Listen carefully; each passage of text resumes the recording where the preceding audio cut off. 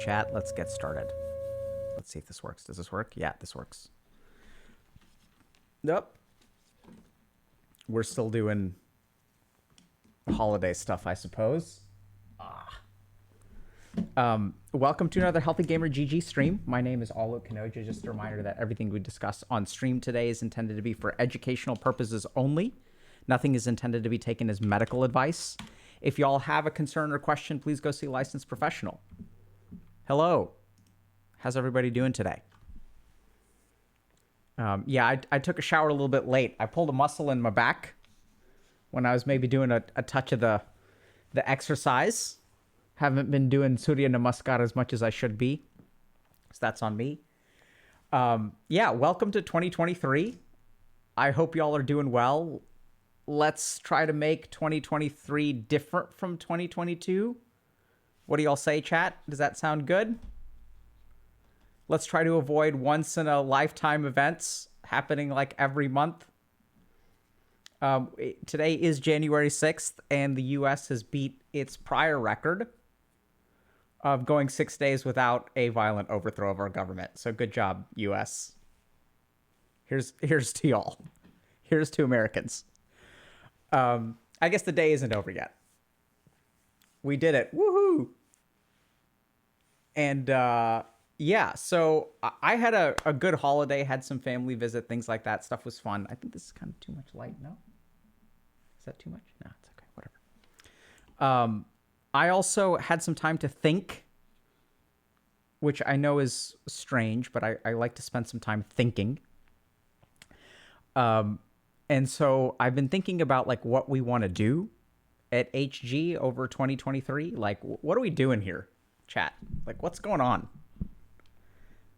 You know, like, we started showing up. We did some interviews. We talked to some people. We discovered that there were problems in the world. We tried to help those fix those problems in particular ways. We've also been meeting with a lot of clinicians recently at different institutions, primarily in the United States, but also internationally, and just sort of like talking to them about what they're struggling with. These are primarily like mental health clinicians. So like, you know, what are the challenges that they face? What are the challenges that y'all face? And I've just been thinking about that stuff. So one thing that I wanted to kind of talk about. So today we're going to be doing a call-in stream, but today's call-in stream is going to be a little bit different. So I just wanted to share with y'all a little bit about how we do things at HG. So there are problems in the world, right? We sort of get that. And so then the question becomes, okay, like how do you fix a problem in the world? So there are kind of two approaches. One is that you're an expert, right? So you like become an expert about it, and then you sort of figure out this is what I believe is going to be successful. And that's kind of like the academic route, and it's a good route. But I think one thing that I've always found is really, really, really important is, and the way that I kind of work is I actually like to ask people, right? So like, what's the challenge that you face? Like help me understand like why you're struggling and what's hard in life. And this is where I think at some point, especially if you look at like academic medicine, and there are good reasons for this, especially in psychiatry and in psychotherapy and stuff, will sometimes like form conclusions, right? So like a clinician will form, like Freud like started talking, well, he didn't really talk to people, he listened to people. And then he started like forming theories. And then like he said, okay, this is what's going on. And one of the key things about some of the experts in mental health, psychology, etc., is that their answers come from their own expertise, right? So a patient isn't coming in and saying, I have a superego, id, and an ego. These are my conflicts. It's not kind of from the patient, it's from the expert. But one of the things that I've kind of noticed is that I think so here are a couple things I've noticed. One is that the number of psychiatric diagnoses that people are accumulating seems to be going up. So like several years ago, I feel like there was, you know, people would be like, oh yeah, you know, I have an anxiety disorder. But now it's like just the more people I talk to, it's like, yeah, I'm diagnosed with depression, anxiety. That's become one thing, by the way. So I have depression, anxiety, I have ADHD, I'm on the spectrum. You know, like I'm bipolar. I have depression, anxiety, bipolar, ADHD. So something weird is going on. The other thing that I sort of noticed is that as we're looking at research on mental health and mental illness, we're starting to see some really interesting blips that have caused me to really rethink our system of diagnosis.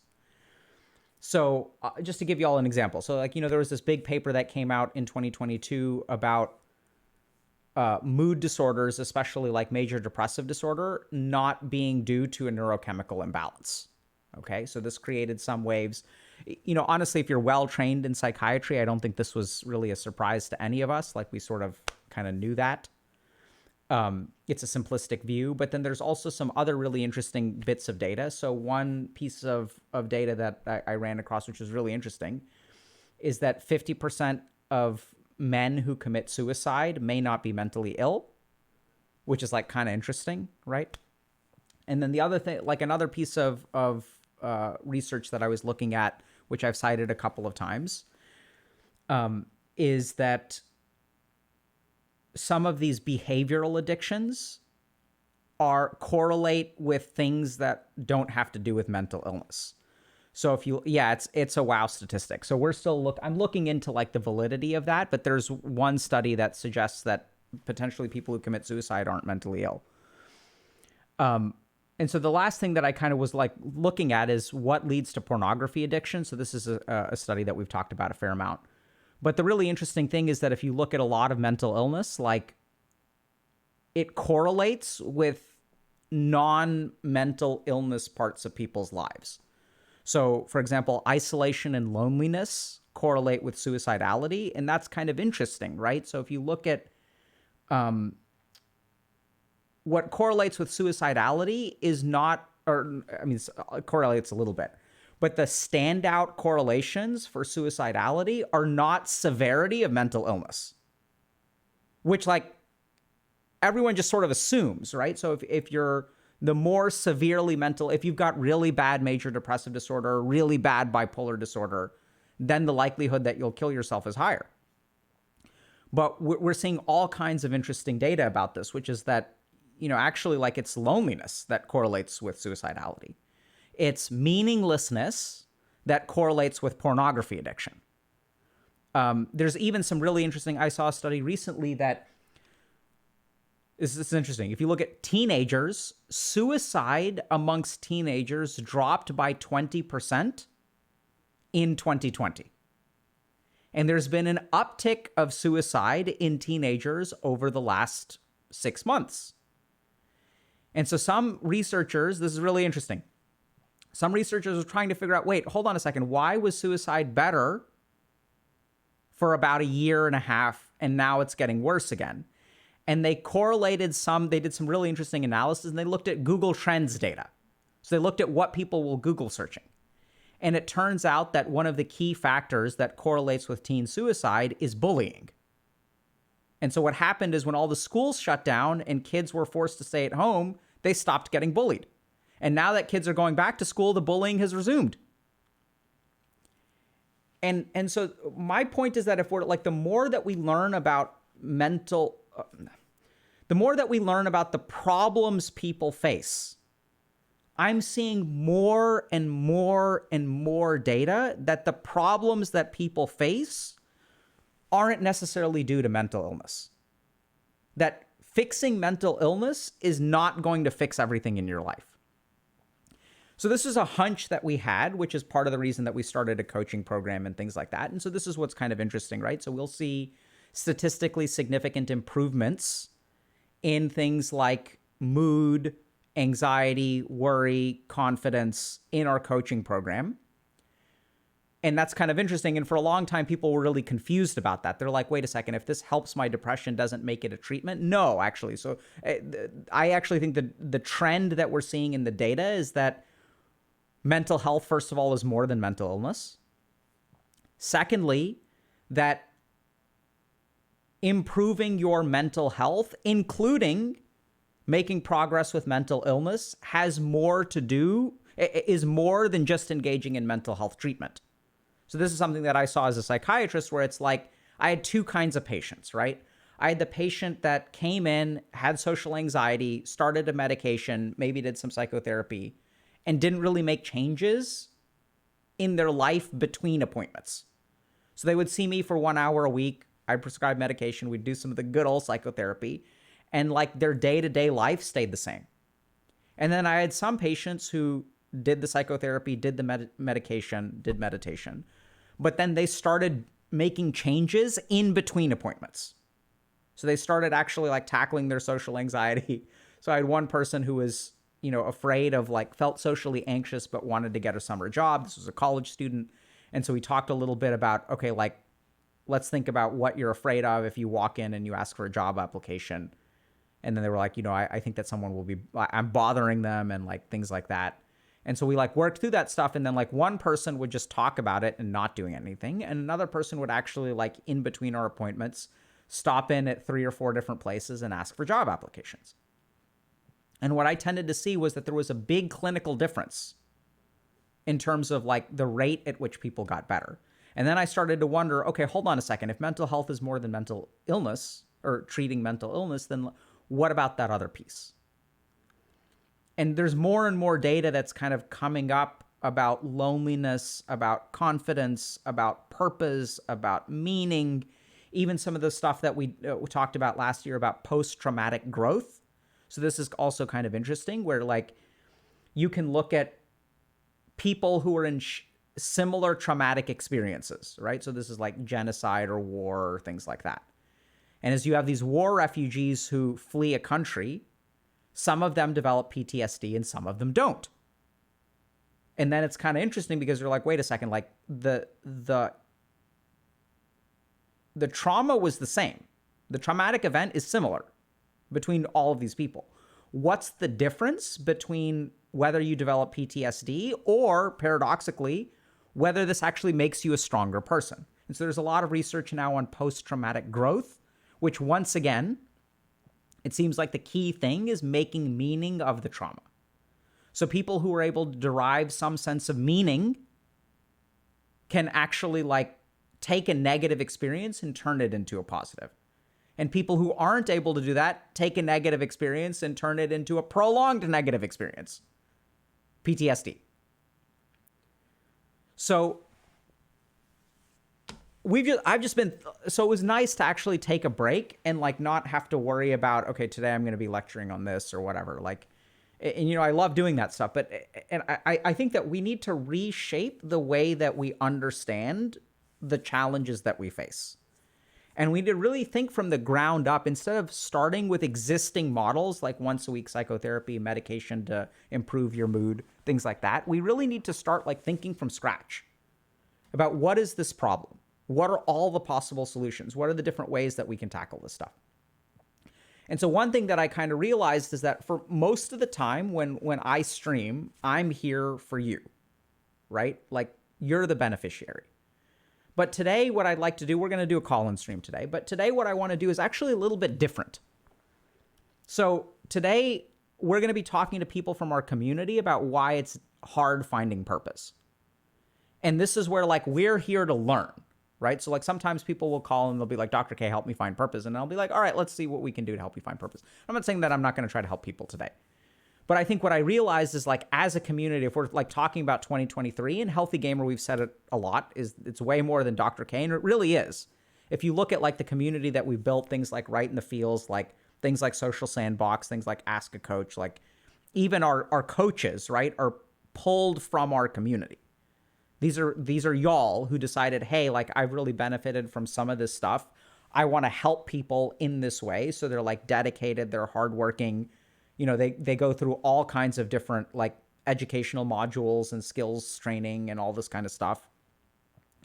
And so like they're fantastic and they achieve outcomes that I imagine would terrify therapists, because anyway, that's a conversation for a different day. So their outcomes are good. And why is that? I think it's because we're approaching things in a slightly different way. So today what I want to do is like, there are big picture problems that I see in our community. These are things like, how do I find purpose? And if you really think about it, this problem trickles down into so many different questions. Should I stay in my job or should I quit my job? Should I move or not move? Should I do this or should I do this? I don't enjoy my job every day. I'm dealing with burnout, all this kind of crap. But it all comes back to purpose. There are also other big ticket issues which we're dealing with. Gender dynamics, right? That's a huge one in our community. Like how to change our behavior. There are big things that we're dealing with. And so I think our approach at Healthy Gamer is, first of all, to not assume that we're omniscient from the beginning. So today we're going to be talking to people, and hopefully we'll discover why people struggle with purpose. And what we're going to try to do is, once we understand the problems that y'all face, we're going to spend a fair amount of 2023 trying to figure out how to help those people. And this is going to be like a community effort, right? So y'all are going to tell us, hey, here's all the progress we've made through participating in HE. Here's where we're still like missing stuff, right? And then like we're going to like do a bunch of research, and we're going to, I don't know exactly what we're going to do, but it starts with sort of figuring out, okay, like how are we going to help you find purpose in 2023? Right? Okay. So let's get started.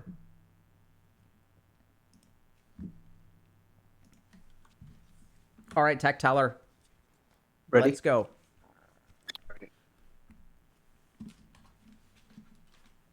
Hello. Hello. How you doing, my friend? Pretty good. And what do you go by? I usually go online. I usually go by Axe. Axe. Okay, nice to meet you, Axe. Nice to meet you. So I want to. Is it okay if we talk a little bit about why it's hard to find purpose? Approximately, yes. Okay. Yeah. So tell me what makes it hard to find purpose.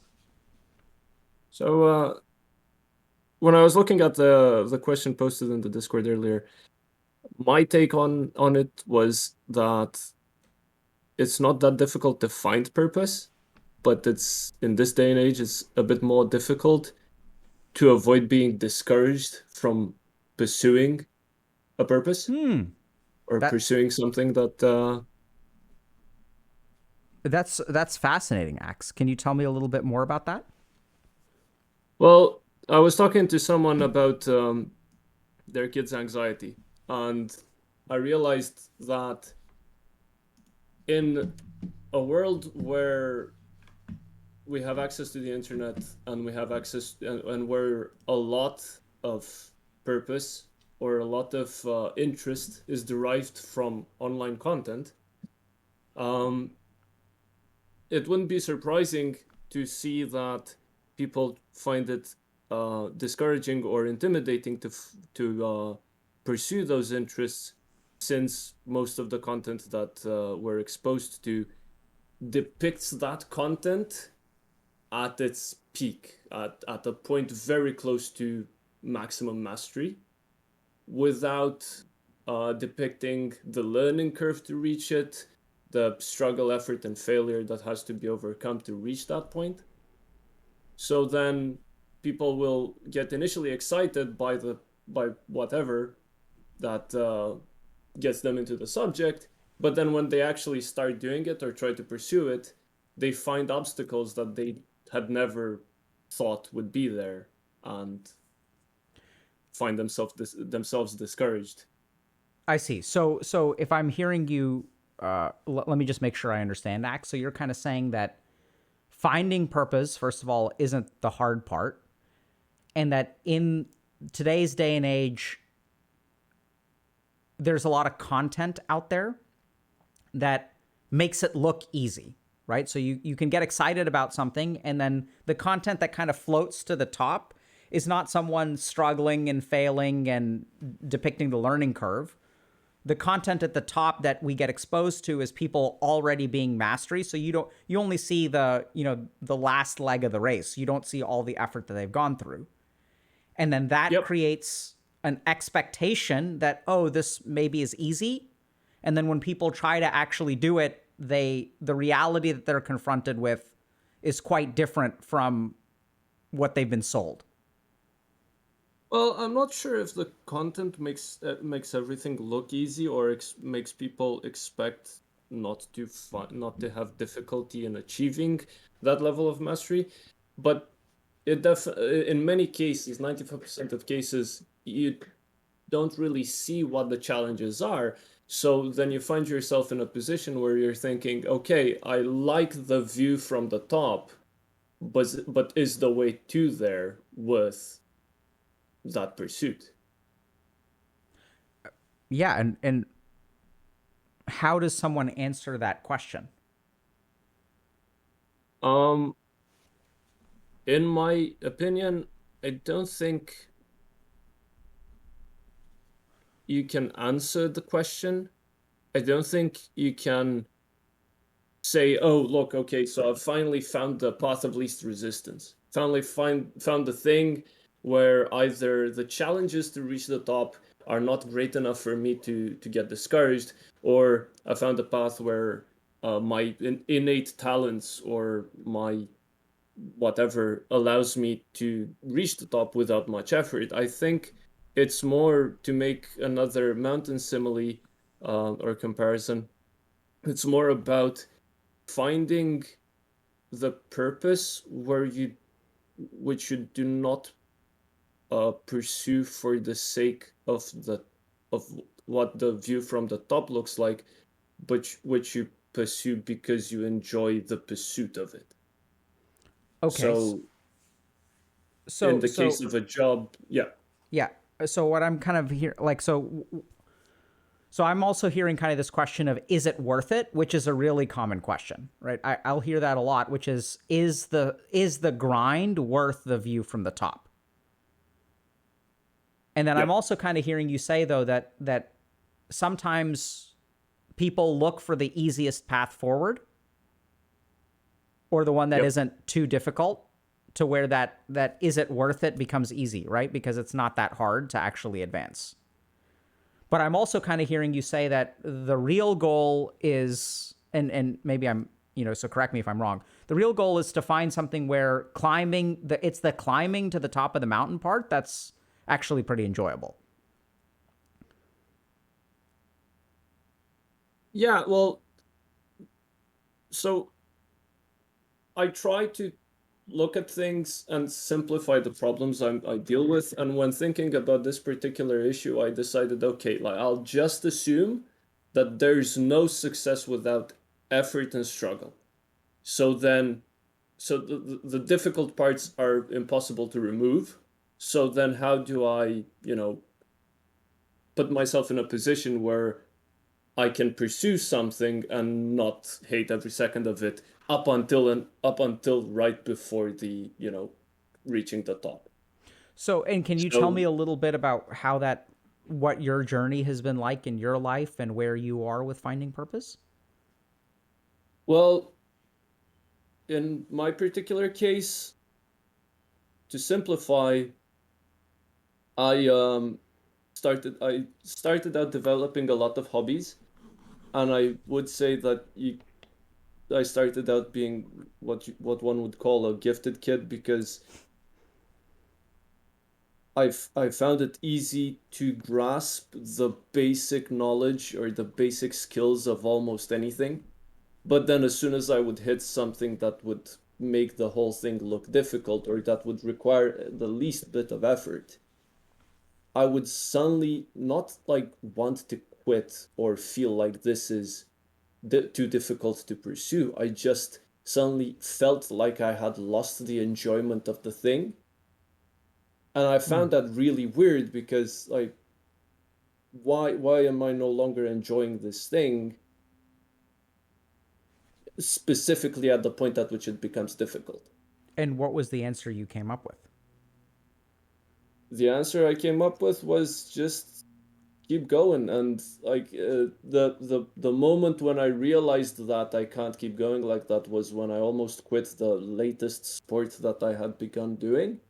Because obviously, especially in the case of sports, you look online, you see the stunts, you see the videos, and obviously that's the MVP plays, so to speak, and you're like, oh, that's cool, I want to do that.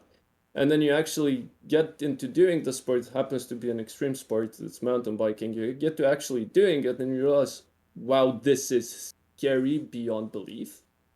And I'm just trying to get down the mountain without tricks or anything, without, you know, making it impressive for others or making it impressive for myself. I'm just trying to survive down this path. Um, and I then realized, okay, screw the videos. Do you enjoy going down the mountain? Do you enjoy, you know, the feeling of that route passing under your bike? And do you enjoy the feeling of successfully getting at the bottom? Even if by like global standards, you're not doing anything even close to special. And I was like, yeah, I do enjoy that. So I kept doing it for that specifically. So I'm hearing that you started off being attracted to something based on something that maybe you saw in a video and you were like, wow, this looks fun, this looks cool. And Yep. then through some amount of introspection and experimentation, you basically concluded that, like, as you said, screw the video, right? You're not trying to duplicate what you saw, but in terms of your own experience, whether you enjoy something or not. And Yeah. Well, it's maybe one day I'll get to the point where I can do the things that I saw in the video, but realistically speaking, I'm at the beginning. It's normal for me to be at the beginning. It's normal for me to be scared about the beginning and about these small challenges in front of me. And maybe one day I'll be able to achieve, you know, something that I saw online. okay. And so do you okay, so it sounds like, let me just kind of summarize. So you were originally saying you don't think it's hard to find purpose, but that after you found it, it's very easy to get discouraged. And one of the reasons it's very easy to get discouraged is because people, you know, you'll see something online and they don't show the learning curve. They just show the view from the top. And so you can aspire from the view from the top, but then as you start to engage in the activity, like, you discover that the reality of it is quite different from what you saw on YouTube. And that Yep. this isn't fun and exciting. This is actually like absolutely terrifying and you could die at any moment. And Yeah. then you sort of discarded your impression of, you kind of discarded the original goal that you were chasing after and instead decided to just focus on your own experience of a particular thing. Yeah. Cool. Yeah. Pretty much. Anything else you want to add, Axe? It's much in the same way. Um, looking at about the reaction that because this is basically the subject of my whole idea regarding purpose and finding it. And well, I mean, you know, you do have to define purpose. Is it something you want to, you know, do as a job, or is it more uh, a bigger thing about, oh, I want to do good for the world? But as far as, you know, simple things, personal things, uh, the reaction I've been seeing in a lot of people is, wow, what, that's impossible, or that's insane, or that's, you know, too dangerous to do. And I'm thinking, okay, yeah, this guy is telling me that what I'm doing with a bike on a mountain is too dangerous to do, while he works in a very high power uh, electrical grid connection, joining and disjoining 10,000 volt connectors on a daily basis. So, like, yeah, sure, if you start out thinking it's difficult and it's not worth doing, and then from in my opinion, before you know it, before you even notice it, you end up doing things that ordinary people, would see as almost the same level as the videos, as the Hmm. point of mastery. It's like, I like to call it a superpower, because people will look at it and like, I would never have the courage to do that. Interesting. So just keep on keeping on, and eventually you will reach a point where, yeah, you're doing pretty well. Cool. Thank you very much for sharing your perspective, Ax. I think it's really interesting to think a little bit about this idea that finding the purpose isn't the hard part. It's dealing with being discouraged after you start walking your journey. That's the difficult thing. So thanks a lot, man. You're very welcome, and thank you. Take care. You too. Just 1 second before we jump into the next one. So I saw a pretty interesting question in chat, which was, why is everyone a gifted kid? Which is a really great question.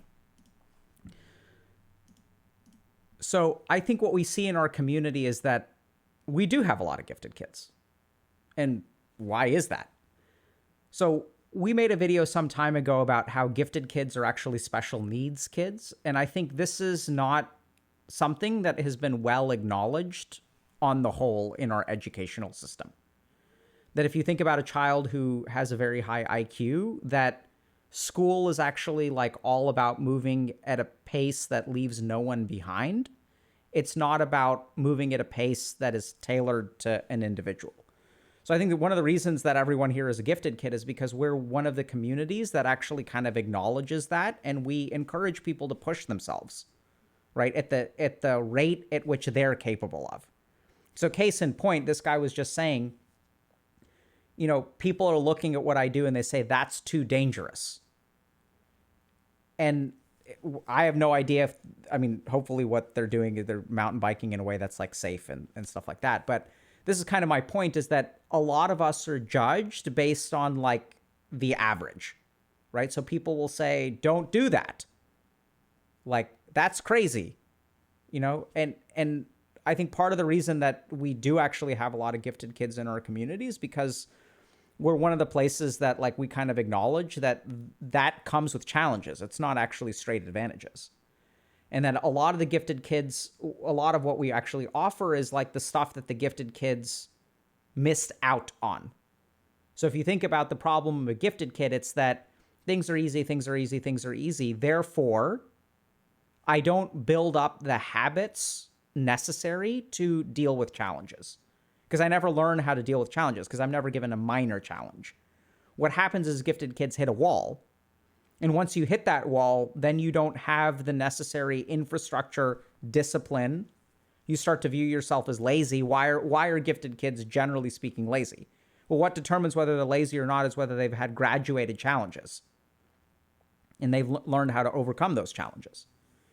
And so I think that's like, it's a really great question. Why is everyone a gifted? I think it's because we're one of the few places that actually helps gifted kids who have failed to launch try to put things back together. One other quick thing that I just wanted to let y'all know. So we actually, in terms of finding purpose, so this is something that's somewhat of an individual journey, and we're not saying that we have all the answers here. And in fact, one of the key things is that I don't know how much of it is finding an answer or giving an answer to someone. But we do have a very, very short term, we've got a 24-hour promotion that's going on our Discord, where if y'all are interested in trying out coaching, there's a code that you guys can find on Discord. It's sort of like community first kind of thing. So it's not really open to the general public, but y'all can, if y'all have been curious about trying out coaching, and you can sort of try it risk-free right now, and you can find that on Discord. Okay? And it's up for 24 hours. So it's just like HG folks only. If y'all have been kind of on the fence and want to give it a shot, you're more than welcome to try. All right, let's do the next caller.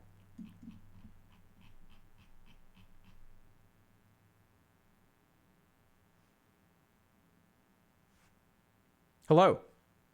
Hello. Hi. Hey, what's up, man? Very good. I'm very good. How about you? I'm doing well. What do you go by? Tom. Tom. Nice to meet you, Tom. We already talked a few. Nice to meet you again. It's nice to meet you again, too. When did we talk? I think we talked in July last year. Okay.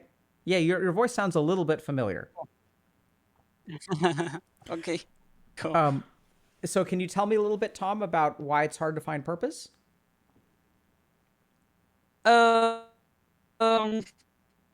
What I found at least on my process or path in finding purpose, was that there is a lack of inward look, and I think it's difficult to have a good conversation and communication with ourselves. I think that it's not common for people to like just listen to the thoughts and ideas, or at least for me, and just yeah, really listened in an empathic way, and not trying to like uh, not trying to comprehend our thoughts, but just listen and accept them as they are, and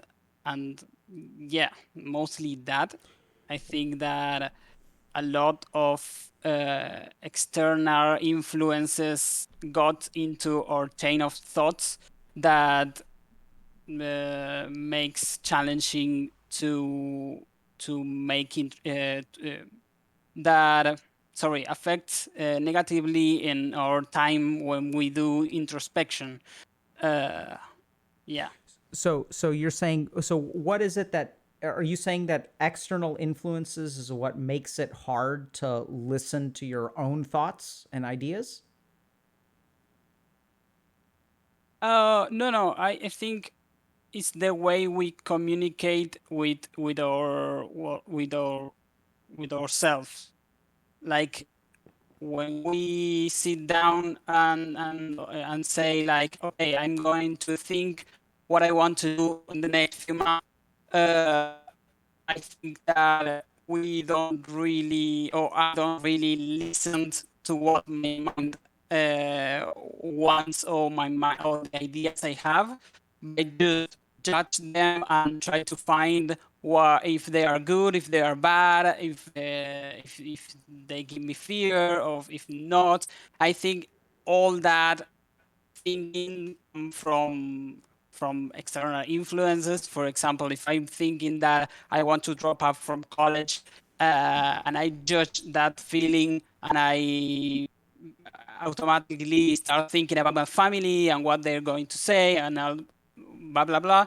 I'm blocking that thoughts to have a place in my mind, and I I I won't be able to understand my mind to like negotiate. Yeah, so Tom, let me, that's really interesting. So let's take that example of let's say you're thinking about dropping out of college and then you say to yourself, well, what will my family think? How do you know which of your thoughts come from an external influence, and how do you know which one is like coming from you? Okay, so I think it's more about the order of thoughts or ideas. Okay. Uh, because if I am thinking that maybe dropping out of college is not a good idea, and I'm reacting, um, sorry, if I'm thinking that because I reacted to my mind giving thoughts about maybe dropping out of college, um, I think I can recognize that that comes from fear, and you can link thought and emotion that in that situation, and maybe that gives you like the yeah, the alarm that it may be not coming from you. It's more like having fear about something that may or may not happen in the future, that is having problems with your family.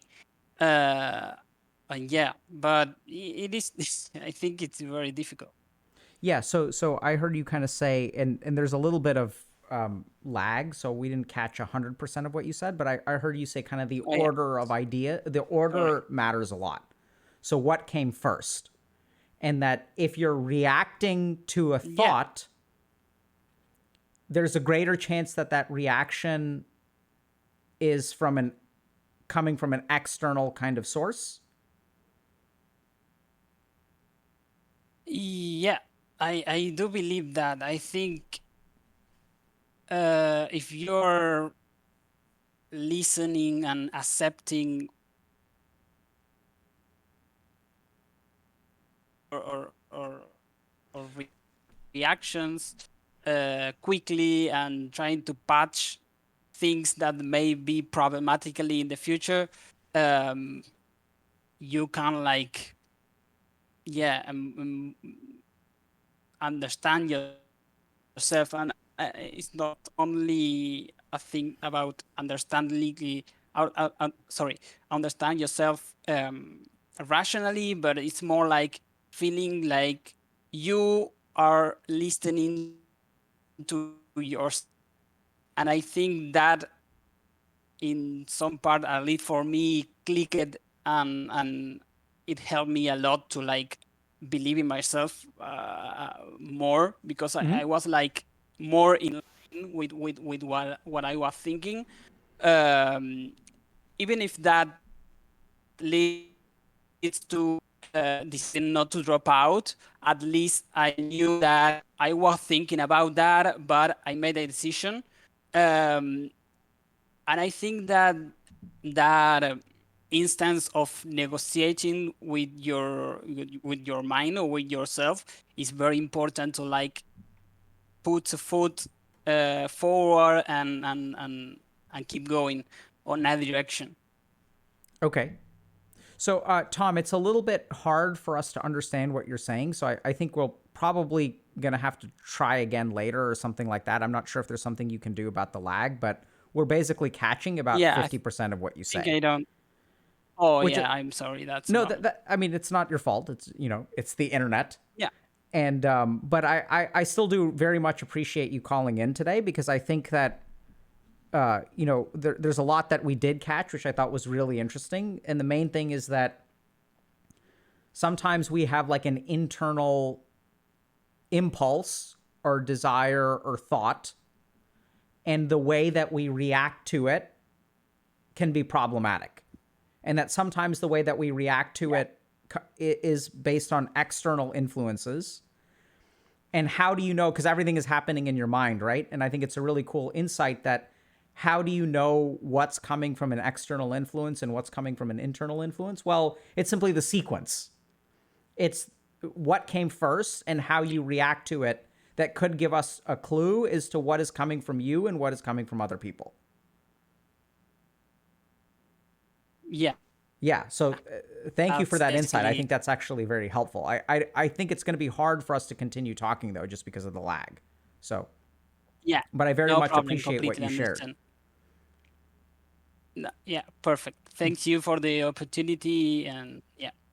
Thank you very much. Bye-bye. Bye, Tom. Thanks for calling in.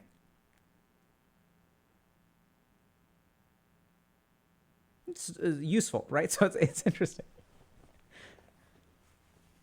I think it's like, it's so interesting how it's honestly a mild to moderate disruption in how we're used to receiving information and listening to things can make it so hard to actually like take what people say seriously, It's like the mind completely loses track of the content of what Tom was saying because of the manner in which it was being said. But anyway, let's keep going. Ready for next? Yes. Hello. Welcome, friend. Hi.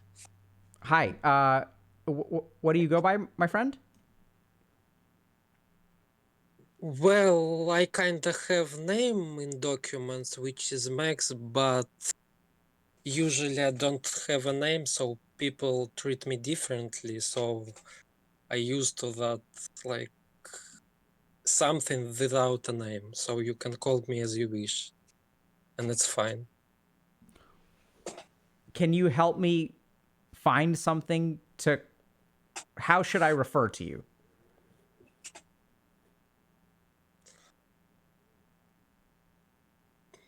What comes to your mind? I mean, if your name on the documents is Max, I can call you that, but it seems like you don't really identify with that.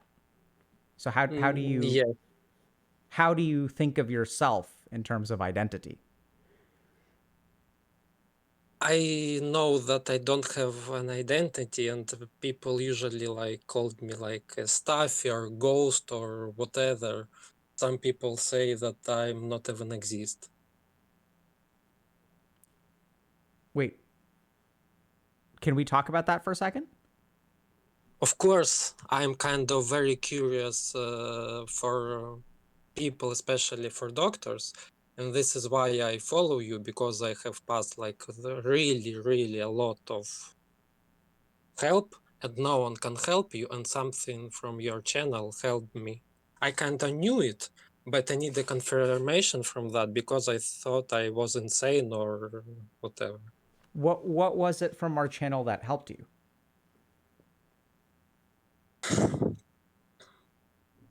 Some practices that you said from your spiritual perspective, when you combine your with psychiatric experience, I Can came up with myself in my childhood. But whenever I say that or ask people, they say that I'm insane. And sometimes I had like crazy idea or whatever, like 1 week or 2 weeks, and in next day or you had a stream like that, and I had like weird numbers or conclusions or whatever, and you say something about it, and I was like, how it could come to my mind. So I have like a really great of experience of a doctors. Like I have passed more than 500 doctors, psychologists, psychiatrists, and stuff like that. And that I found out that when you ask people about something, they doesn't really have anything to say to you, because like if you understand the topic and ask like, what is enjoyment or what is the sense of life or whatever, and they try to like the topic or whatever, and you say no, there is no such thing as a topic or specific, you either understand it or don't, and people become mad at me, even blacklist. And I've searched a lot of internet like where you can find, and almost never seen anyone who could say anything like helpful. But you one of two guys who could say anything. so if I'm understanding you correctly, what was helpful is some of the perspectives that we have on spirituality. Yes.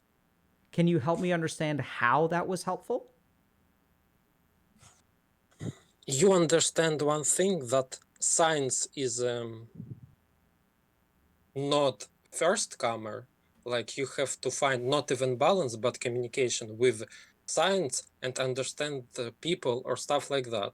And mostly like you have to agree with science or experience or some research or stuff like that. And you haven't argue with that at all. And if you do argue, you don't understand, you're stupid, you're weird and stuff like that. And I was really surprised when you really try to help to people, instead then make them diagnoses.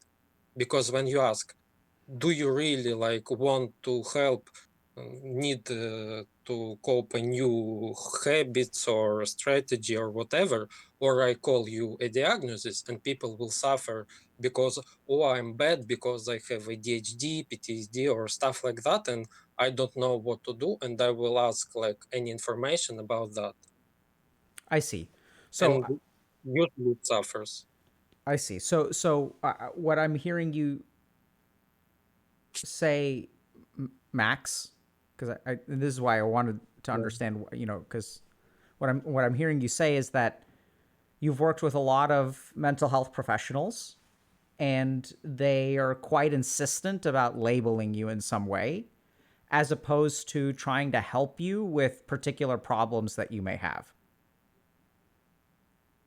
Is that fair? No, not much. Okay. Let me try asking a different way. Okay. It sounds like when you've questioned or challenged some of the people who have given you a diagnosis, that doesn't really work very well. And they get upset with you or call you stupid or something like that. Did I understand that correctly? Partly.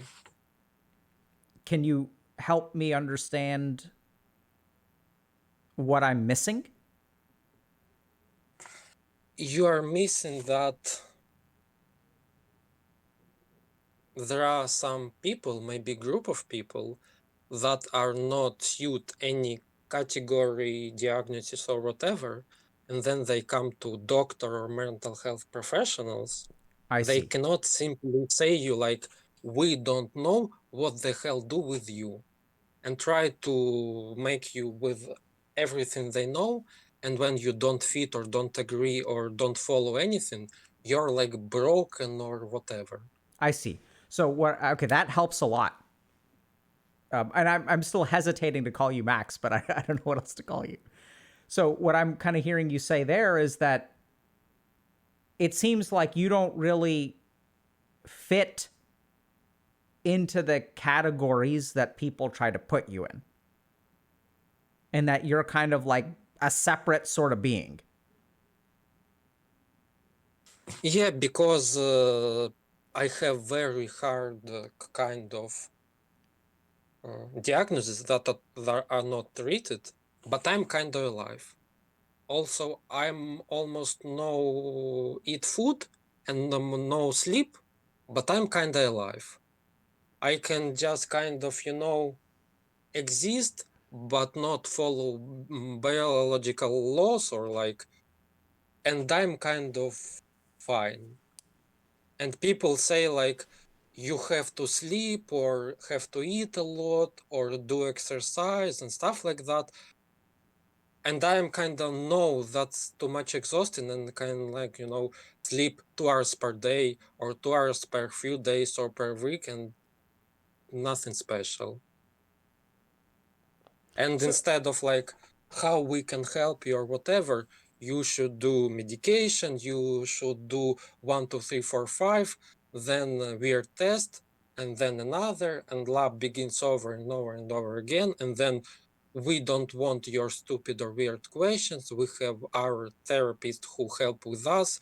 We don't want that you kind of fragment our body or like our mind, what they think about stuff. And when I ask, okay, what should I do or what should I do to trust you or to understand, you say anything, just anything and all, and not quotes from books or what you have heard or like anything.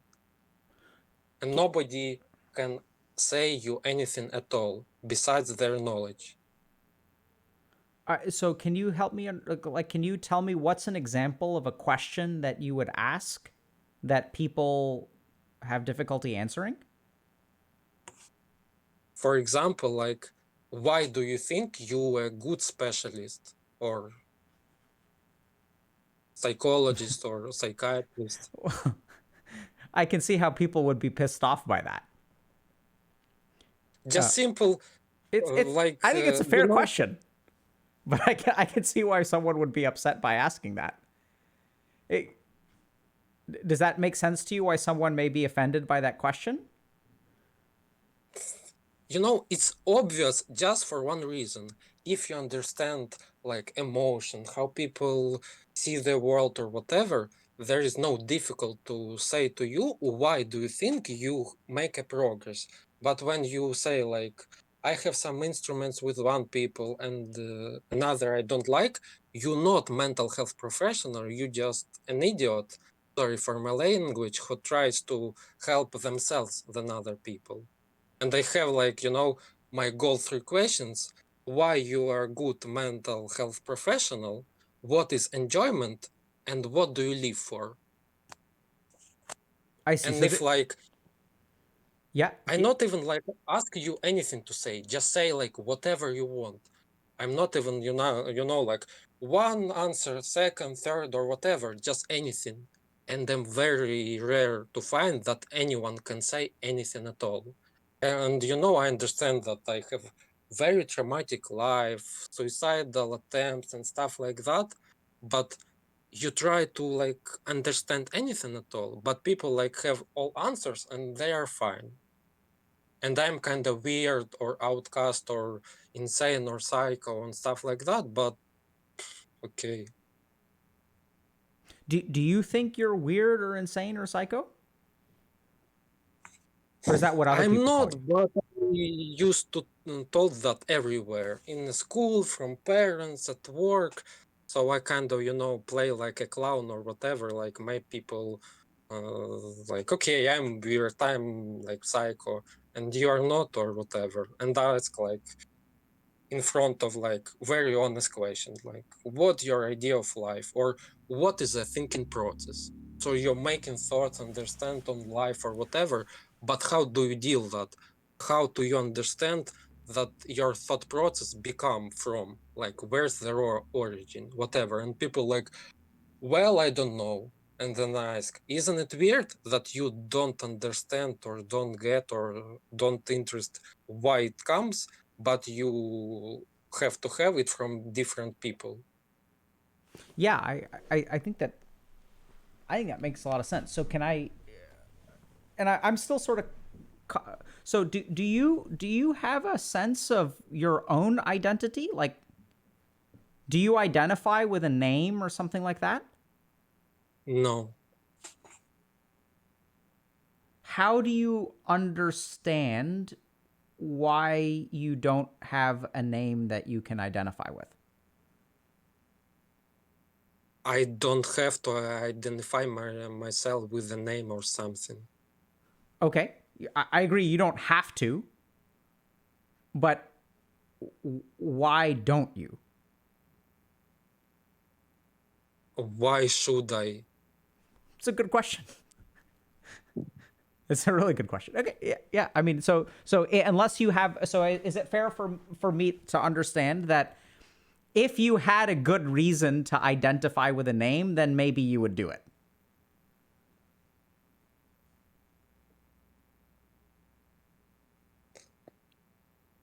I have like, a lot of that questions and a lot of that answers and stuff like that. And I was considering like to help you with your work because my like huge experience and stuff like that. And kind of people have hobby. And I have weird thing like I have because I have left like to live like few years and I'm kind of live backwards. And I've even find out way to think backwards. And like Yeah. you have a topic or something and you can think it forward, then you have think it backward, then you can like one inside of another and you have a third kind of thing. They are attached each other and you have three different topic or perspectives from what one thing. And that comes into my mind, like a habit. And then I try to like explain to other people their round eyes and open mouth and like what's like, I don't know, complicated in that it's like so simple or whatever. So is it okay if I call you Max? Fine. Okay. So I would love your help, Max. So the question that we have today is, why is it hard to find purpose? And I would love to hear, first of all, I would love your help. And I would love to hear, you're saying that we're thinking about that question thinking forward. I would love to hear what you think about it thinking backward. Can you help me with that? Okay. Of course. I hope you will understand. I hope I'm I not will sure too. you will, but fine. So tell me, why do you think it's hard to find purpose? Before that, people doesn't know what the word mean. Okay. Like what the word purpose means? Yes. So can you help us understand what the word purpose means? I just ask you, like, just like a trailer of the movie and I ask you like one simple question. Do you, when you interact with an object or a thing, do you interact with actually a thing, its name, or the description? Like, how do you understand it? How do I understand when I interact with something in the world? What am I interacting with? Yeah. Yes, for example, you right now holding a pen. Do you interact like with object with the name that you call it's a pen, or with something that allows you to write something? So I would actually say that what I interact with is I don't actually interact with an object. The real thing that I'm interacting with is my perception of the object, right? So how do I know I'm holding a pen? I know I'm holding a pen because I have some nerves in my hand that feel the weight and texture of the pen. So actually, I'm not interacting with my awareness of the pen has nothing to do with the pen. It has to do with my sensory experience of the pen. Does that make sense? Of course. And really, as you like to say, like tricky thing, that your understanding to like deliver to another person, and that your understanding and his understanding comes together, and this is like the most complicated thing, because world becomes more complicated and complicated, and we deliver a new words, a new understanding, whatever, but what does it actually means or how I can deal with that doesn't change at all. So, for example, when you made up like a new question like healthy borders, and you ask like a person, what does it actually mean? If you like, for example, if you understand the people and can communicate with them, or understand how their mind works, or like type of understanding they work, why do you need these borders? This something does it not exist, and we develop a lot of stuff that doesn't exist because world becomes more complicated and complicated, and we like detach from reality, and you have like forced someone or yourself to be real instead of like in this world of technology and stuff like that. So you're losing me a little bit, but let me see if I understood. So I would say that the reason that you're right that my understanding of something and your understanding of something meeting those things is hard.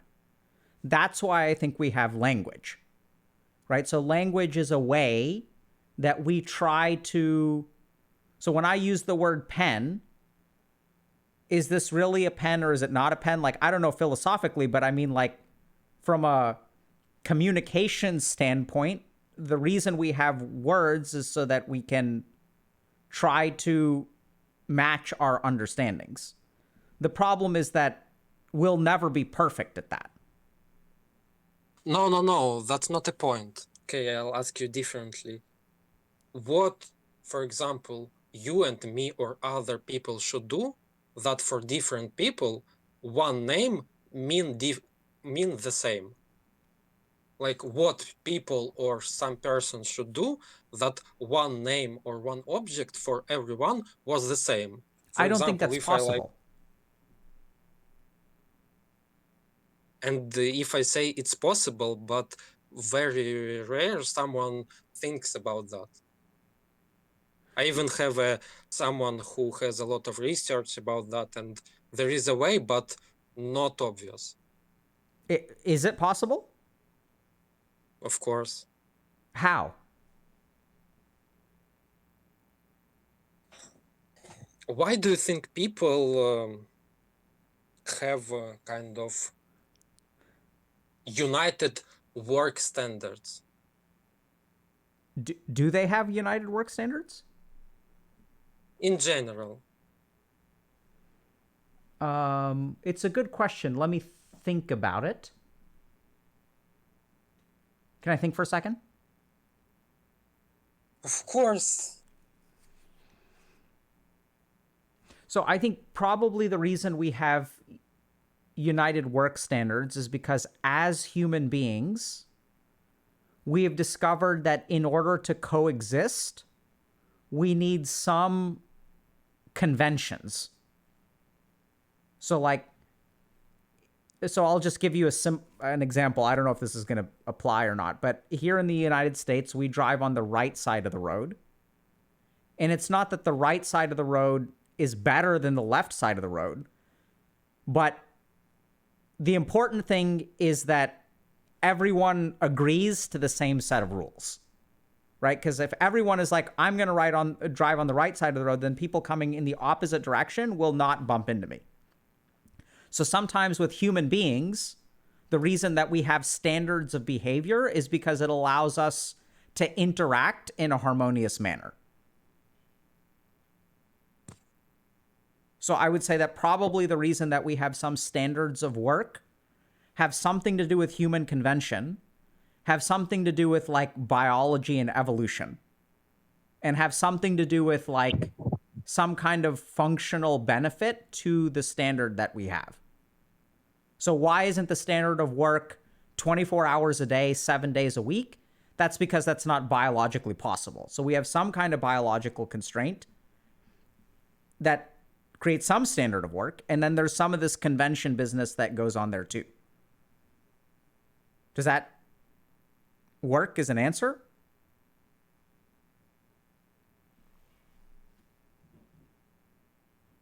How I can phrase that? If it fine for you, then yes.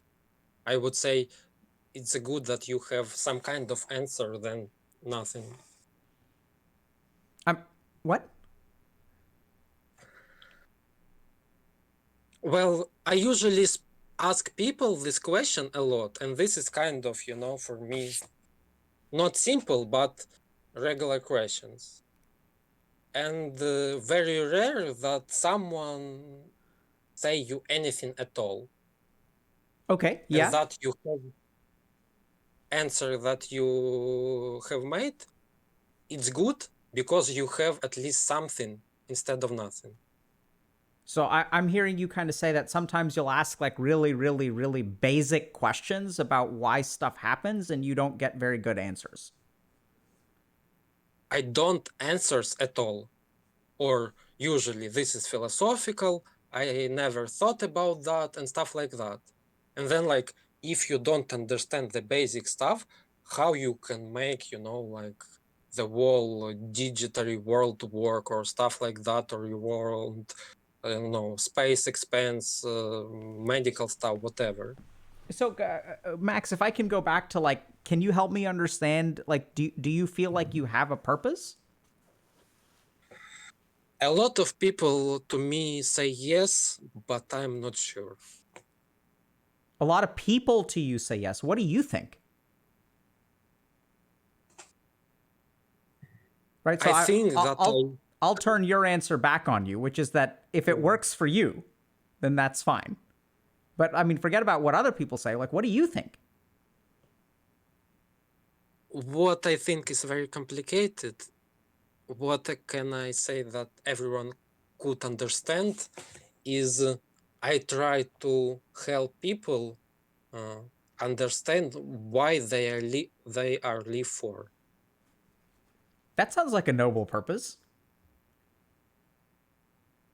Unfortunately, I cannot, think about like hobby, dream, work, enjoyment, because I know what enjoyment, how it's made, and I, this kind of people that only enjoyment they could make is something in their mind like works, and that's all. So have you been able? So you said that your purpose is to help people understand why they're here, or what the nature of things is? Any questions they have, why they are here, why they like something or dislike, Bro, why this world happens. Can I call you bro? Do you identify as male? I don't think I have a male or female. Sometimes, because I'm from Ukraine, from my accent, sometimes I can and like make words as a female.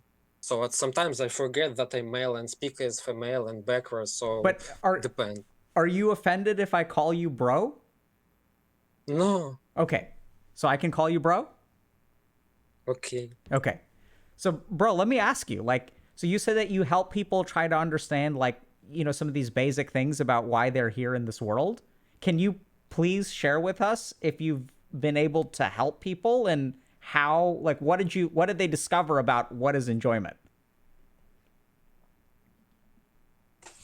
Like how I understand to Like, help people. yeah, like, how have you been able to help people by asking these questions? Because they forced with my questions that they never heard or never thought anything about. And I just, like one question, another question, and I'm like, oh my God, I like lived 20, 30, 40 years, never thought about that. Or like, why did they think this way or that way? And stuff like that. Or like, why do you have kids? Or why do you think family is important? Or whatever. Like people say that I'm like not rich to this world, like kind of sit kind of on top of that.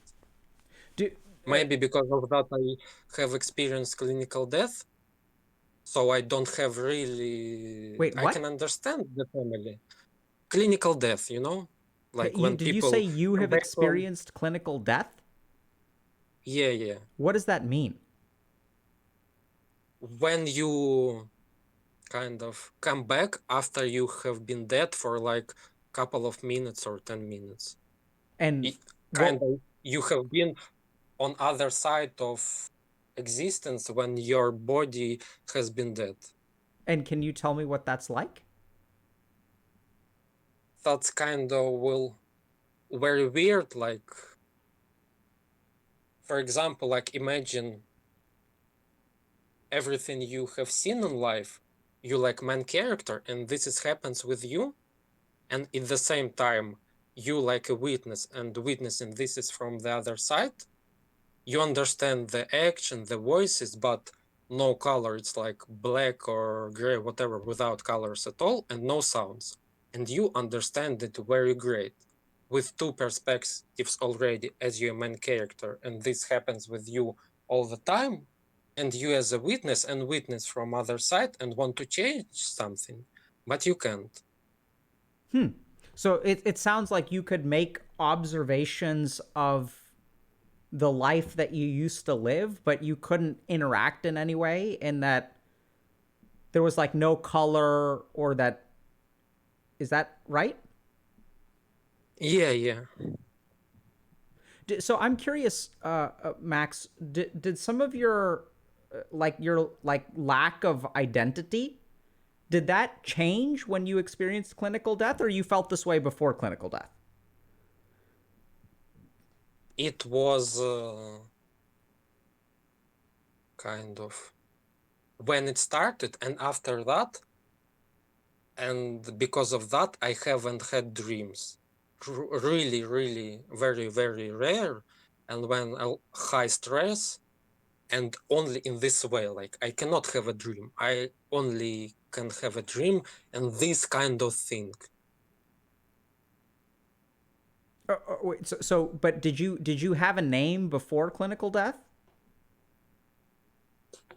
I always kind of have a name, but also in school I was bullied, and when someone called my name, I was hoping that it's not me. And when everyone asked why it's important, do you have a name? Like it's just number of sounds or whatever. What's the difference? And people all these times were shocked. So I can understand why people like it, but for me it's like I can call you like this way or another way or whatever. So, Max, I just want to say thank you for calling today. Like, I think I was really, I'm not quite sure what I've learned from you, but I've learned something. I think it may take me some time to digest and understand. I'm really sorry to hear that. It sounds like your life has been very, very difficult in a lot of ways. Like, it sounds like you were bullied and that you've seen lots and lots of doctors and psychologists and stuff, and that many of them have not taken you seriously. It also sounds like you ask a lot of like very big or very basic questions, like what is happiness, what is enjoyment, why do you have kids, and that sometimes that upsets people, or they treat you poorly because you ask those questions. But I'm also hearing that sometimes when you ask some of those really basic questions, you can help other people a lot. So I'm grateful that you're doing that kind of thing. And I really hope that you can find, I'm not saying that you're not at peace, but I hope that you can find your own enjoyment or peace or be treated with respect. Maybe it's not really anything that you have to do internally, but the way that the world treats you. And if you do have, if there's any stuff related to diagnosis that bothers you, I really hope you're able to get help for that.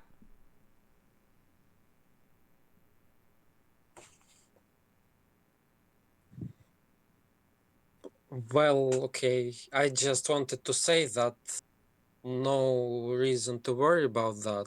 And if you're interested, I can help you like with anything that you do, because I have a lot of information, exercise, like a lot of stuff, because I've used to help a lot of people, especially who are like 40s, 50s, 60s, who are like 10 years of experience, like psychologists, psychiatrists, 15, 20, and stuff like that. And I'm in peace, and this is why I try to help to people, because I understand that, or I kind of bored that everyone says it's so interesting to speak with you, like we That are so like proud and stuff that like that. So I just, that it what certainly should I is. do? Yeah. So So I just, okay, I'll help you with everything I know, and you will be shocked because everything is boring for me. So I just, oh, that's fine. well, so Max, I'm first of all, I just want to say thank you. So I think you've helped a lot today. And I'm grateful to you for that. I'm happy to hear that you're at peace and you're hoping to continue helping other people and continue helping. Like, I think that's great. And I'm sorry that it sounds like you don't really have too much fun though. And I'm sorry to hear that. But I think you've helped us plenty today. And if there's another opportunity that you think there's something specific you could help us with, then that's fantastic. Yeah, like almost every specific you touch with streams, I can like expand or describe or rephrase or whatever with like different perspectives. I don't doubt that you have something interesting to offer for basically everything we discuss. That's very clear to me. I think the challenge is that lots of other people out there also have very interesting things to offer. And so we try to balance all these different perspectives and give everyone an opportunity to help or offer their perspective. And I'm really glad that you called in today, and I'm grateful that you shared your experience with us. Yeah, thank you to you for listening, and It was my pleasure. Wish you. Yeah, I wish you. I enjoyed it. Okay. Everyone enjoy. It's nice to hear you laugh, Max. I just had some weird flashbacks from my past, then I don't know what to do, what the sense. 1 hour later, I understand why war or whatever and what do in my life, and I am fine. Nobody can find the real life, and I did this in 1 hour. So, but that passed. Okay. I'm not quite sure what that meant, but that's okay. Thank you very much for calling, Max, and good luck to you, my friend. Bye. Bye.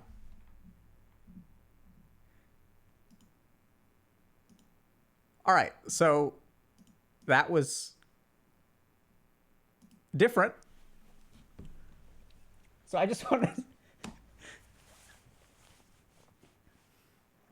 Let me just process. I need to just think for a second after that call.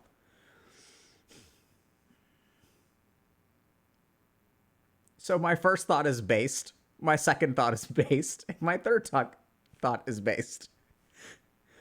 Yeah, so, I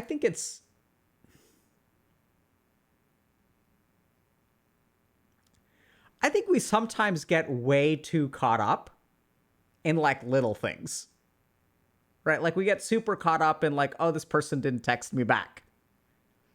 And I think we could all benefit from a little bit of Max or whatever that being was, like that perspective, like take a step back, like take a big step back.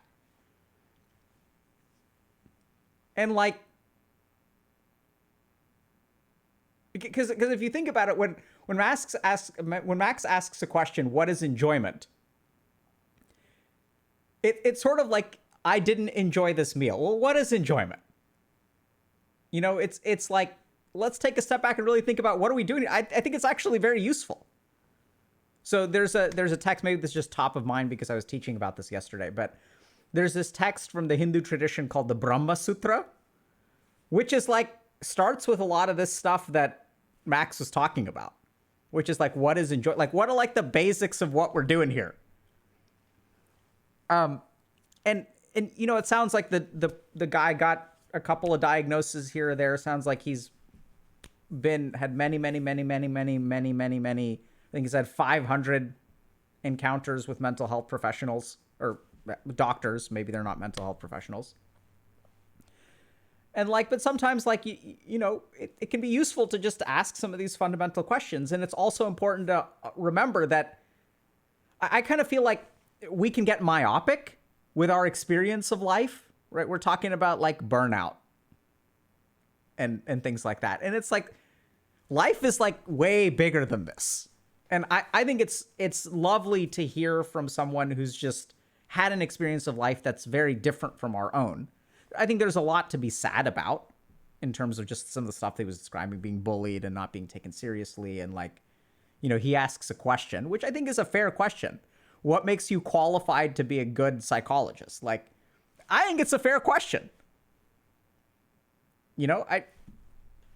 I'm not offended if someone asks me that. And it's, it's a fair question. Like, this is something that is presumably is going to be helping you. And I also know that some people thought, this is really confusing and maybe this guy is trolling. I didn't get that. And even if he is, like, that's okay, I guess. I didn't get the sense he was trolling. I think it's just, this is exactly kind of my point, is that his experience of life is so different that our mind naturally meets it with skepticism. Right? That's like this can't be real. But this is my point, is like, this is what's so cool about whatever the hell we're doing here, is that I don't know that I would ever encounter this person outside of something like Healthy Gamer. Like, this is the whole point. This is the cool thing about the internet. It's not just a device to exchange pictures of cats, right? It's like, you can like understand how wide and varied the experience of human beings is. And you can understand that, okay, what does it mean to be human? Like, you're going to understand what it means to be human when there's someone who's had an experience that's completely different from yours, is so different from yours that you meet it with skepticism. And then y'all discover that there's something like that you can actually connect with. And this is something that, I don't know if y'all caught our group coaching streams, but this was like, I remember when Ruby was like, I thought I had nothing in common with you because we are completely different human beings. And I think she was talking to Zell. And Zell is like, I work for Riot Games, run podcasts. I'm Korean, and I'm grinding right, left, and center all day, every day. And Ruby is like, I'm gonna do sound baths, meditation. Do yoga, and I'm gonna move out to Portugal and have a farmhouse or something. And these are completely different human beings. And you can learn a lot from like talking to another human being. And the really cool thing is, this is how you like, what does it mean to be human? Right? So people ask these questions. What does it mean to be human? And then philosophers will debate them. You're not going to find that answer with a philosopher. You're going to find that answer when you talk to a lot of different humans that are very different from you. And you're like, this person is completely different from me. And then when you figure out, okay, every single human being that I encounter, what is it that we share? And that is what it means to be human, because that's the common denominator, because we're all humans, right? And so what's weird about this is like, you know, when we talk about purpose and some of these weird things, how do you find purpose? What does it mean to be human? I don't know how you find that answer, but you have to sort of discover it, right? So our method for that is like group coaching, and it's like your mileage may vary, TBH. I'm not saying that. So we can be confident in a lot of outcomes, right? So we can be confident in, let's say, a sense of confidence or quality of life or whatever, because we had this study where we had 1,300 people that we, you know, had pre and post tests for various different outcomes and use PROMIS questionnaires for depression and anxiety and quality of life and all this kind of stuff. So we can say like, yeah, this will help you like 25 to 40% in terms of reductions of feeling of depression, anxiety, 50% increase in purpose in life. But some of this stuff, honestly, is like your mileage may vary. If y'all want to give it a shot, you know, we for 24 hours just for our community, you can sign up on Discord and stuff. You can try it risk-free. There's a code and stuff, but like sometimes you got to just talk to people and be with people in like a non-normal setting, right? Because if you like meet someone at a party, you can't have a conversation like this. You can't like go to a job interview and if someone's like, what is enjoyment? Like you can't, you know, like having conversations like this require really bizarre and artificial circumstances. You know, the chat is saying, yes, you can. Well, okay, let me put it this way. You can't have conversations like that without some kind of consequence that most people would want to avoid. Anyway, so that's part of the reason that we try to create some of these environments that we do. So one of the key things, especially in like group coaching, which a lot of people get upset about, is everyone's like, wait, like we should finish this conversation later, or like, hey, we both play a particular video game, like let's queue up together. And we're like, no, doing that. Why? Because the rest of life then comes in. And we don't want the rest of life to come in. The whole point of something, especially like group coaching, is you've got a cohort of people and y'all are like going to talk about particular things, and it's going to be like sort of like a safe place. And what does part of that safety mean? It means that what happens here stays here, and you carry it with you, and then you start to make changes in the world, and then you bring that back to the group. All right, anyway, let's keep going. That was wild.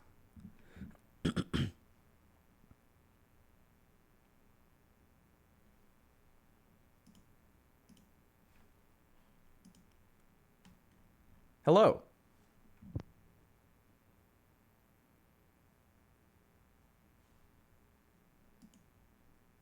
Oh, is this person? Okay, I can turn on cam. Oh, but it's a weird angle. Maybe I can't. Hello. Hey, Dr. K. What's up, dude? Nothing much. How are you? I'm doing well. What do you go by? I go by Paul. Paul. I'm going to try to set up a camera that does not interfere with my camera. So you will have to... Yeah, that's not going to work. Let me try this for a second. Let's see if that works. And then let's see if I can do this.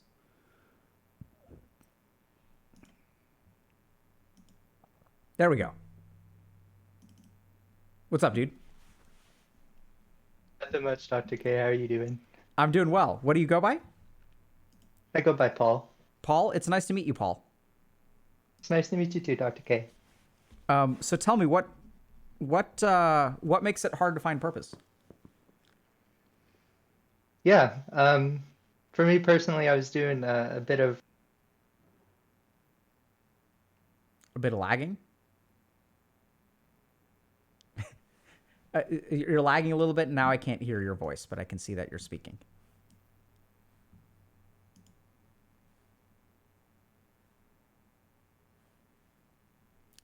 You seem to have gone silent, but I don't see you muted. I'm just not hearing anything. I wonder if it's... did I do something?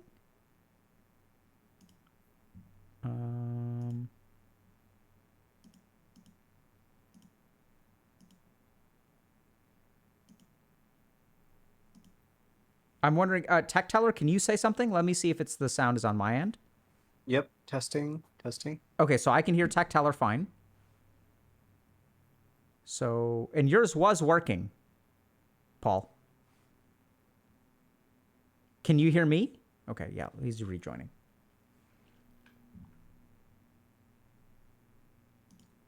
Hello. Hello. Is it any better? Yes, way better. What's up, dude? So, Nothing much, Dr. K. How are you? third time's a charm. Yes, always. So tell me what makes it hard to find purpose? What do you think?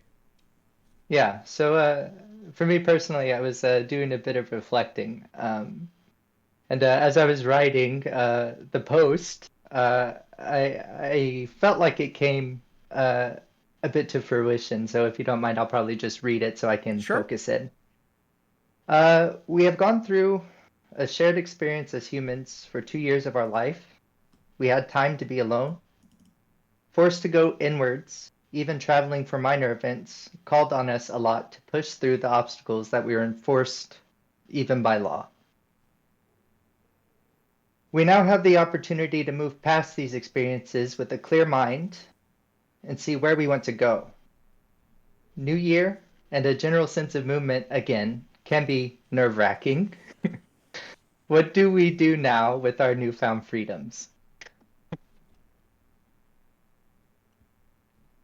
That was my thought. But the idea there for me was the what makes it a little bit difficult is when we start the new year, we kind of have this thing in our mind where we feel it's important to spark, to get going, and then just keep at it. But there's sometimes where we fall a little bit off the path or what we would like to do. And we kind of fall into a pattern of, oh, maybe this is too difficult. Maybe why is my motivation lacking now when it was so high at the beginning of the year? And on the whole, you could. I didn't know if you wanted to talk, Dr. K. Sorry. I'm loving what you're saying. Keep going, Paul. I mean, unless Okay. you're done, but No. So the idea there was when we talk about motivation, I've always been curious where that feeling kind of comes from, and understanding that actually there is ups and downs on the path of where you're trying to go, and actually the fact that you even started going down the slope or the mountain bike, that actually in itself is an achievement in itself that we tend to overlook, if I could say that. sure. And we go ahead. Sorry. keep going. And the idea is when we think that the goal is hard to reach or harder than we originally expected, why is it that we kind of give up?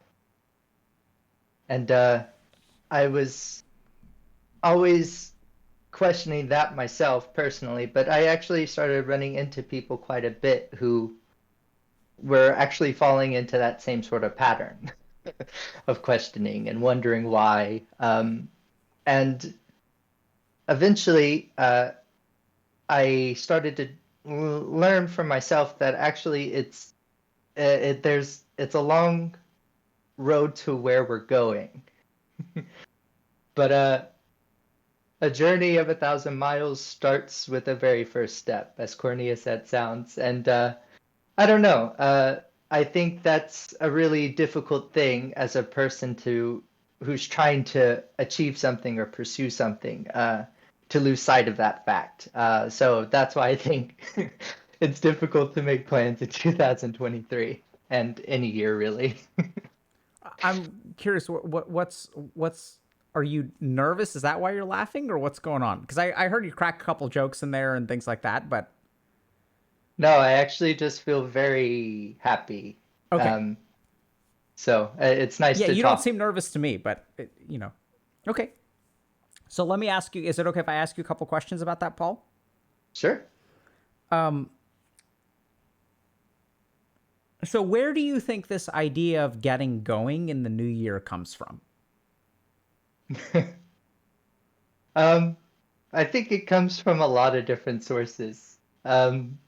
It's kind of programmed into us in a way, at least in the Western world, to um, more or less think of the new year as a new start, a refresh.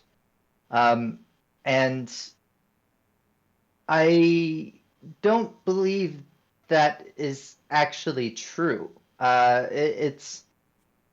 It can be used as a stepping stone in the direction you're trying to go, but you still have to do the walk. You still have to make the journey.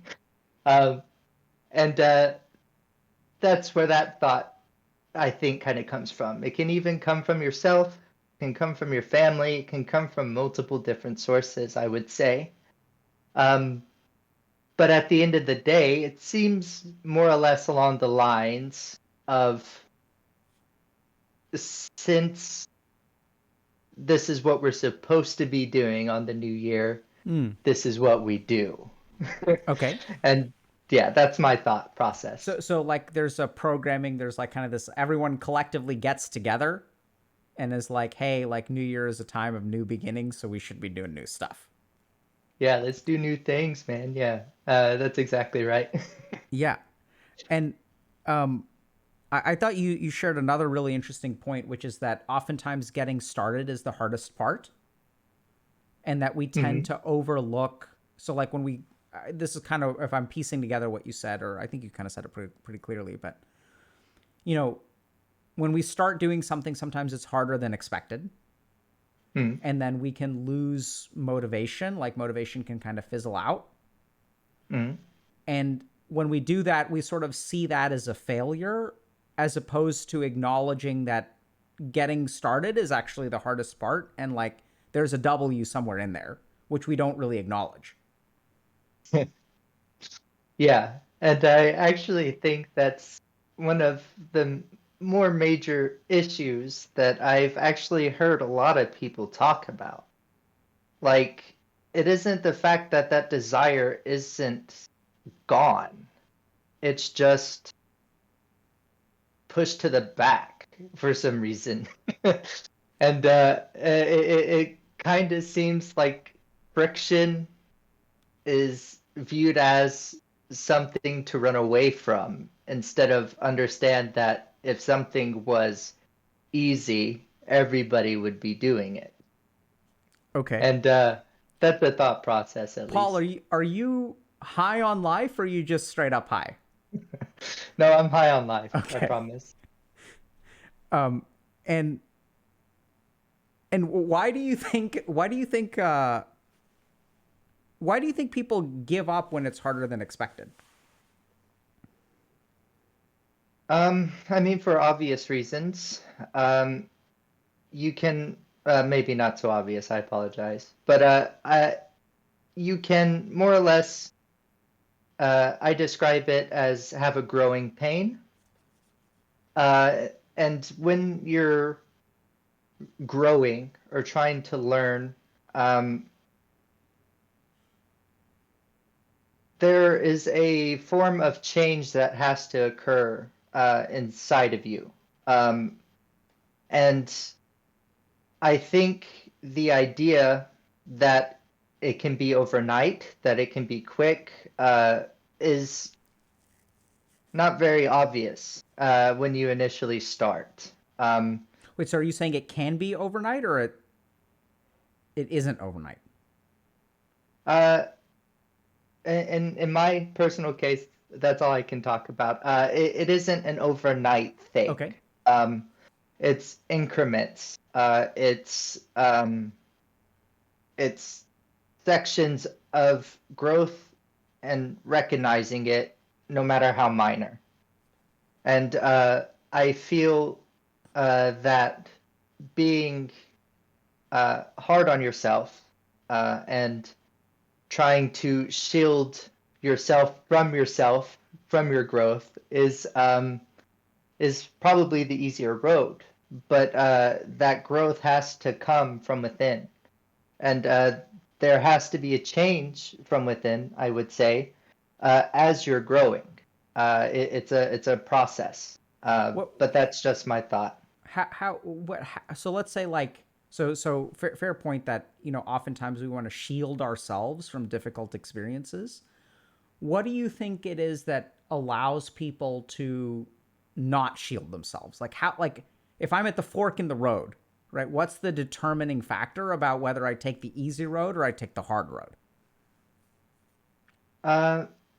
For me personally, it's an form of an internal compass, a form of a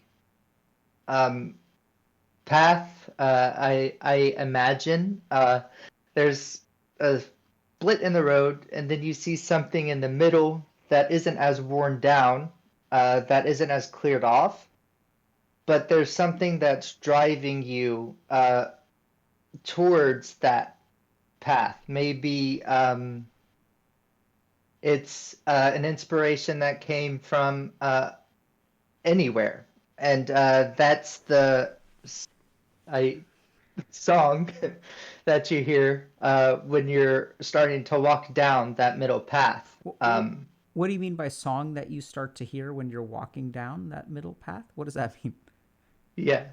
For me, I tend to think a bit more musically. It's sort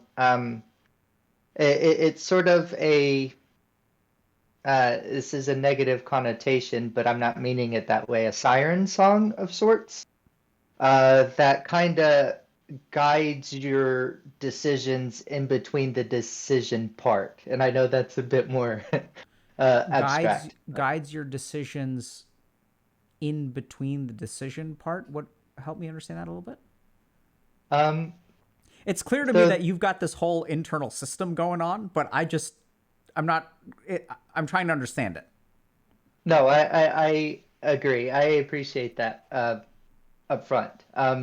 So when you're deciding something a bit more concrete, when you're deciding something, there's usually a part of you that is consciously making the decision to decide something. Yep. But there's also something next to it that is actually the guiding hand in that decision or that process. That's the best way I can make it concrete. Okay.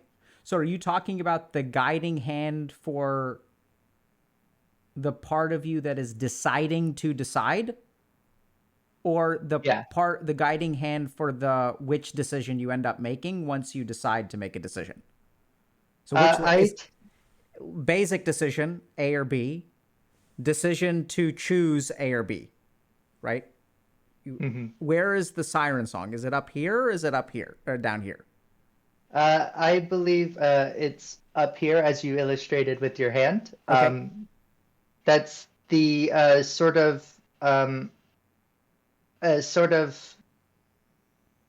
just a sort of feeling that's hard to describe in words. But there's a decision between the decisions you can make. There's a blank space. And the strength to stay in that middle space before making a decision is what makes it make it feel more worth it, I would say. So, but how does one hear the siren song, Paul? Or what makes it hard to hear the siren song? Whichever one you feel. Yeah. So there's this idea of intuition. There's this idea of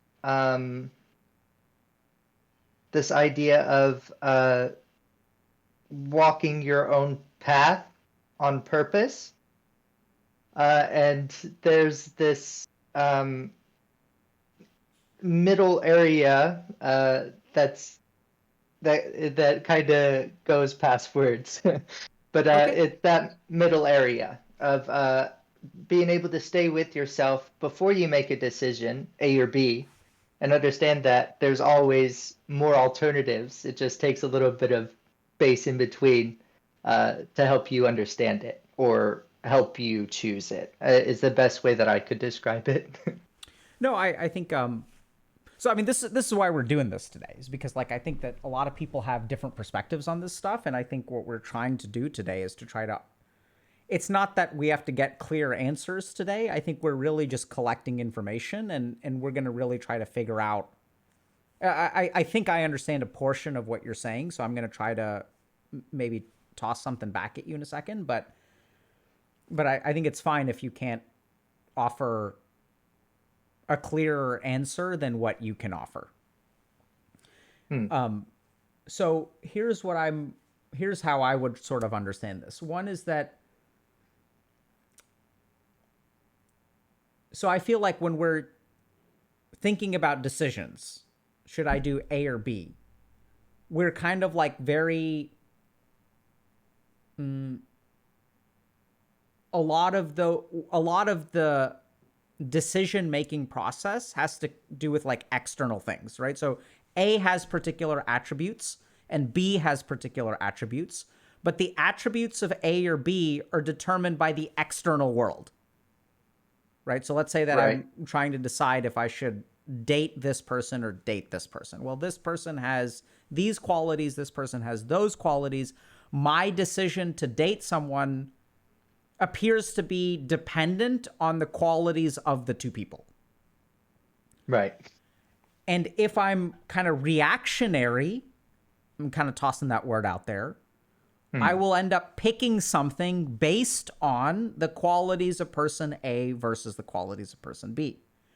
What I'm kind of hearing you say when you talk about this middle space is that if we don't jump to that reaction and choose based on the qualities of the person, but instead if we just sit there for a little bit, we don't even think about A or B or make a pros and cons list or anything like that. If we just kind of sit in that middle space for a little while, something else will float to the surface. And as you put it, a guiding hand, right? So what is this? It's not a quality that the external world can show us. It's something, maybe intuition, maybe whatever. But that hanging out in that middle space will somehow give you a third dimension of information, which then you can make a decision based on. And that the more that you make a decision based on that internal compass or something like that, but the only way you're going to hear that song is if you don't jump to an A or a B. Does that resonate with what you're trying to say? Yeah, and I think a part of it as well that just kind of nuances it, but you said it correctly, at least from how I'm hearing it, is there we're usually set on an A, B, sometimes we have a C, D, E, F, and so on. But once you kind of wade in that middle without having an A, B, all letters of the alphabet, and kind of just see what happens, eventually you can find a place, some sort of guiding hand, some sort of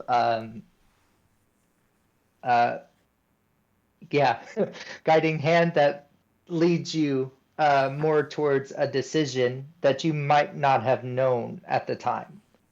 So, Yeah. So, Paul, like, is there a particular process that you use to hear the siren song? Like, what works for you?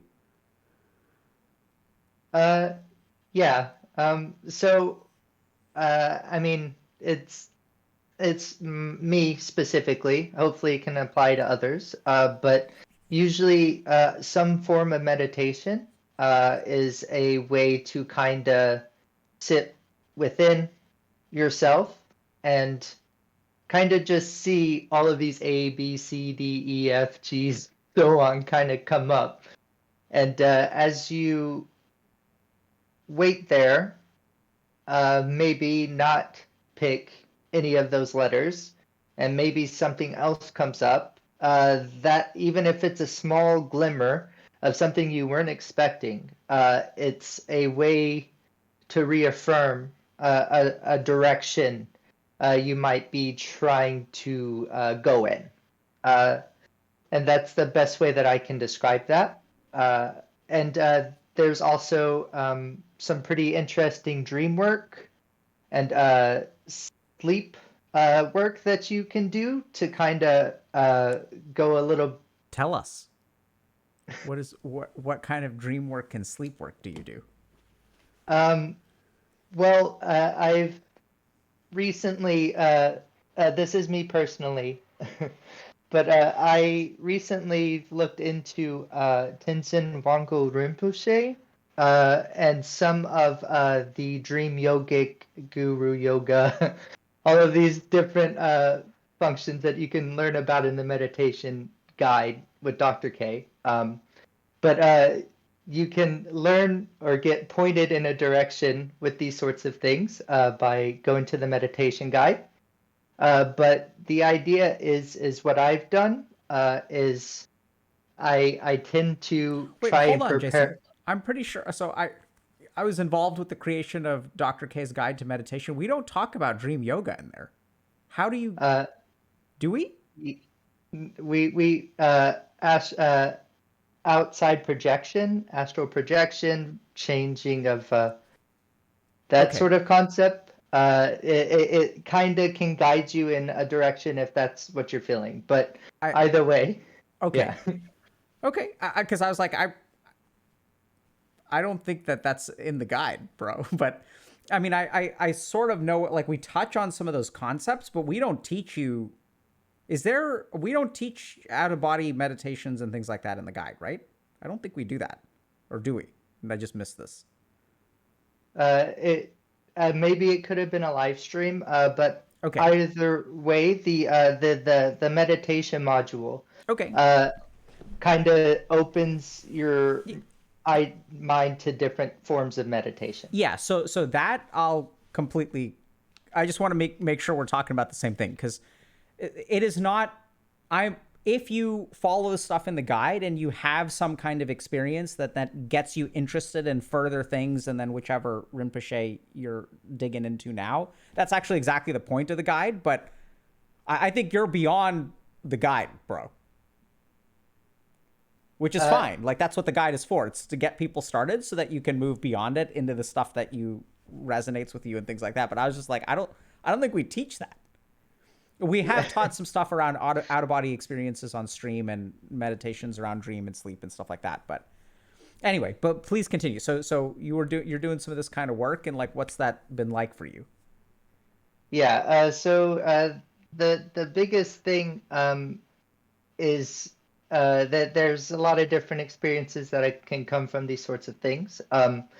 But for me personally, I've been luckily been able to kind of be able to focus on the and this, you might know what I'm talking about, but the Daksuchin A, Arabic A, but either way, the throat chakra, stuff like that. Okay. But either way, I've been lucky enough to be able to find a relaxation in the peace that comes from feeling my throat and what comes from it at different points of time.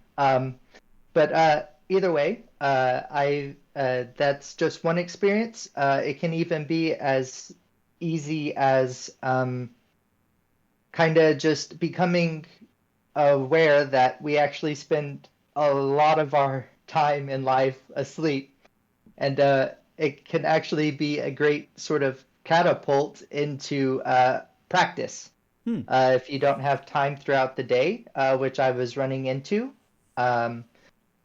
just the hour, 30 minutes before bed, just kind of reflecting on the day and being able to relax the mind and everything, just to kind of experience that, has kind of opened up the ability to be able to understand different perspectives. Maybe A, B, C, D, and so on. Actually, there's another alphabet. Who knows? But that's kind of what I've done.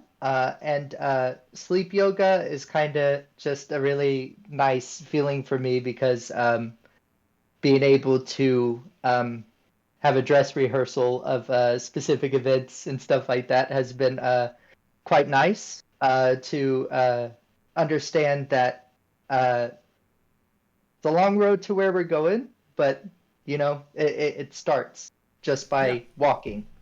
So that's kind of my thought process. Yeah.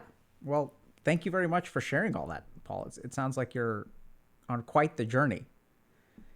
And a big part of your appreciate that. journey is actually sitting still, which is great. Yeah, That's a it's part.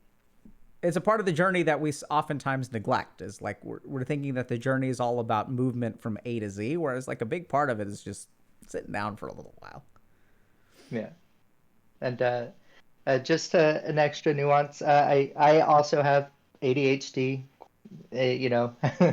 but being able to bring in focus has been a very important aspect of learning, that you can direct your ideas and everything in a direction. And that's been very helpful. So just extra nuance, but it's no problem. Yeah. So it sounds like you're figuring out how to move forward given your Exactly. unique cognitive fingerprint. So that's fantastic, man. Well, thanks a lot for calling today and appreciate your perspective, dude. No problem, Dr. K. Thank you for having me. Yeah, take care, man. Good luck to you.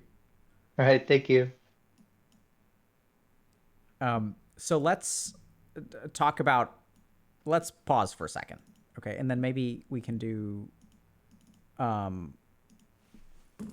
think we have time for maybe one more. Let me see if we can have that or not. But so what did I want to say? So just a couple things. So we are all for plugs for our products and services, right? So like Dr. K's guide is great. It's a wonderful introduction to meditation. To be fair, what this guy was talking about, I don't think is in the guide. Okay? So we love it when people from our community love our products and services. That's what we build them for. Dr. K's guide was built for y'all.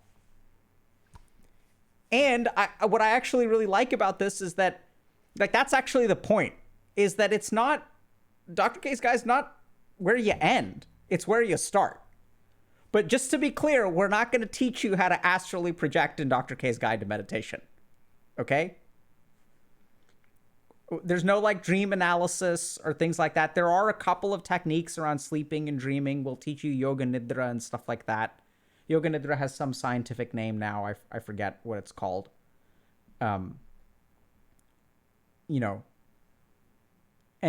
like it's not, just want to be clear, okay? So if you guys want like a comprehensive introduction to meditation, by all means, check out Dr. K's guide. It is also not uncommon for y'all to do the introductory meditations and to have some kind of experience. That's not, I mean, that's understandable. That's how meditation works. And so maybe if you're doing like yoga nidra or something like that, which is yogic sleep, and then you're like, wow, this really like worked for me. And then you should go and look into it.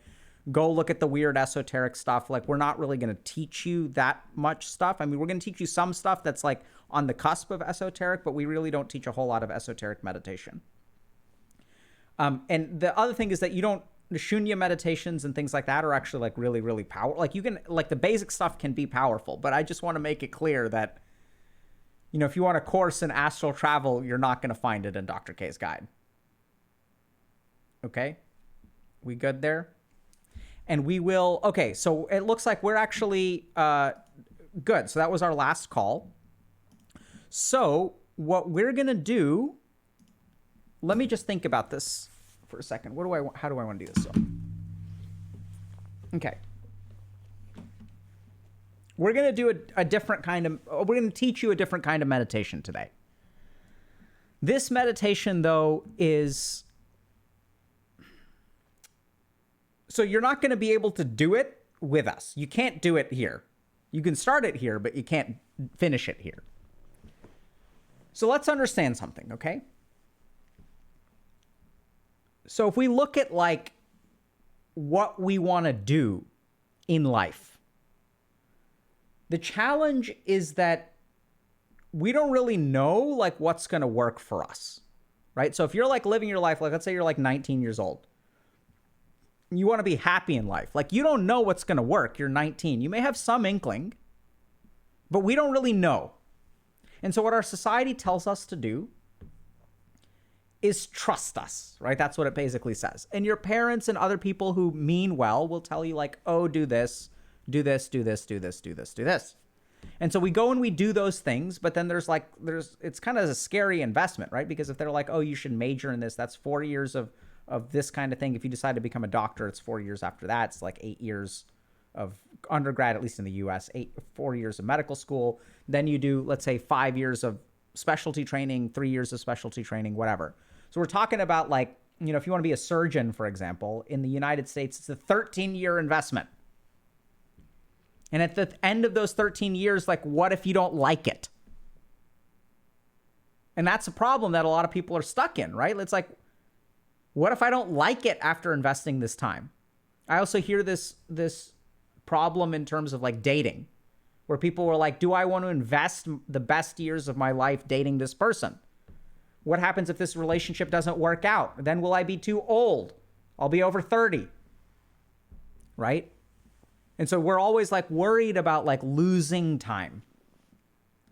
And then, but we don't know, right? 'Cause that's the challenge, is we're not omniscient. We can't see the future. We don't know if this person is the right person.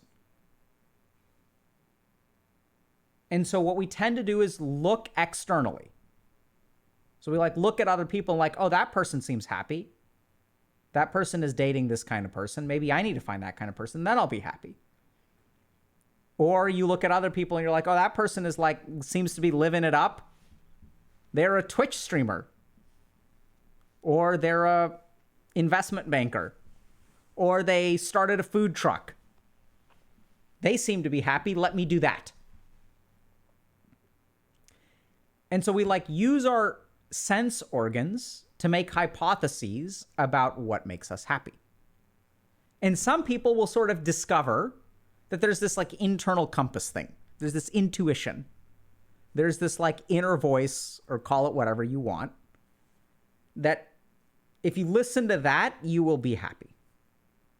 But then the problem is, okay, how do we find the inner voice? So in order to find or hear the inner voice, we have to understand, how can I say this?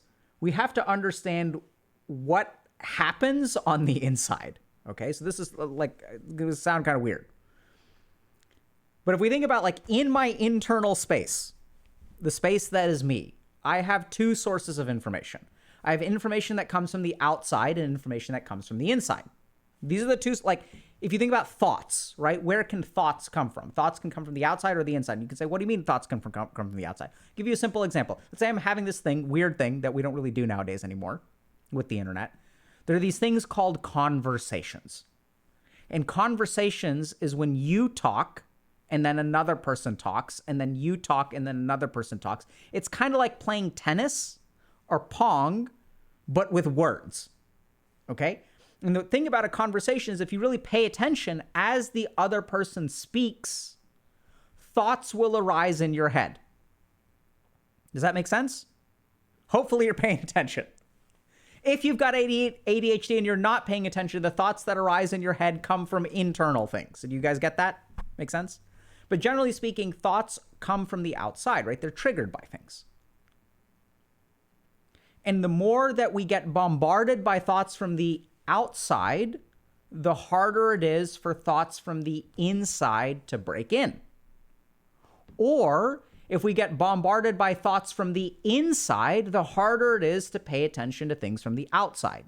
So a simple example of that is a panic attack, right? So if you're like in a safe place where there's nothing to be worried about, but you have a panic attack, all of this internal energy is dominating your mind and you cannot attend to the outside. if I'm at my anniversary dinner with my loved one and we're at a beautiful restaurant, but I am plagued by thoughts of stress about work or things like that, I cannot attend to the outside. So fundamentally, we as human beings have lost the ability to like attend to what we want to. Either we are bombarded by external stimuli, which is something that happens, by the way. So if you look at the internet and technology, what does technology do? It bombards you with external stimuli. And everyone, this is crazy. This is scary. There's this research field. There's a field of scientific research now around the attention marketplace. And what does that mean? Like you can like literally do a Google Scholar search for attention marketplace. You're going to see a ton of papers, journals, where people like, here is how to win in the attention marketplace. What is the prize in the attention marketplace? Your attention. Who are the competitors? Generally speaking, companies in the digital space. Everyone's competing for your attention. So when Google or Facebook or whatever, Instagram, Meta, Twitch, TikTok, whatever, news organizations, when they win, they're all fighting against each other. And one of them's going to come out on top. Who loses? You lose. Because now you are no longer in control of your attention. And if we think about our day, what's going on? We get bombarded by attention over and over and over and over again. Bombarded by stimuli. And so our thoughts are externally focused, right? That's why if you stop for a second and close your eyes, what are you going to think about? You're going to think about whatever you've been bombarded by. You may think a little bit about, I don't know, what you read on the news today. You're going to think about playing this video game. You're going to think about whatever show is like number one on Netflix right now. You're going to think about all these things. And here's the key thing. The more that you're thinking about those things, the less you are able to attend to what's on the inside. Your internal thoughts have no space. They have no room because all of these thoughts are coming from the outside. So what I'm going to teach y'all today is a simple meditation technique. It is a very simple meditation technique, and it is a very hard meditation technique. And if you really want to do this meditation technique, I highly recommend you do it under the guidance of an appropriate person. And we'll talk about how you can find that at the end. But the meditation technique is incredibly simple. And if you want to find purpose in life, this is what you should do. You should reach the end of thought. That's it. Very simple. Just reach the end of thought. Now, this is kind of a weird thing, right? So how do you reach the end of thought? It's very simple. Close your eyes and thoughts will arise. And over time, the number of thoughts that arise will start to decrease. And the more that you kind of run out of steam, you will eventually reach the end of thought. And as you reach the end of thought, you will discover things about yourself.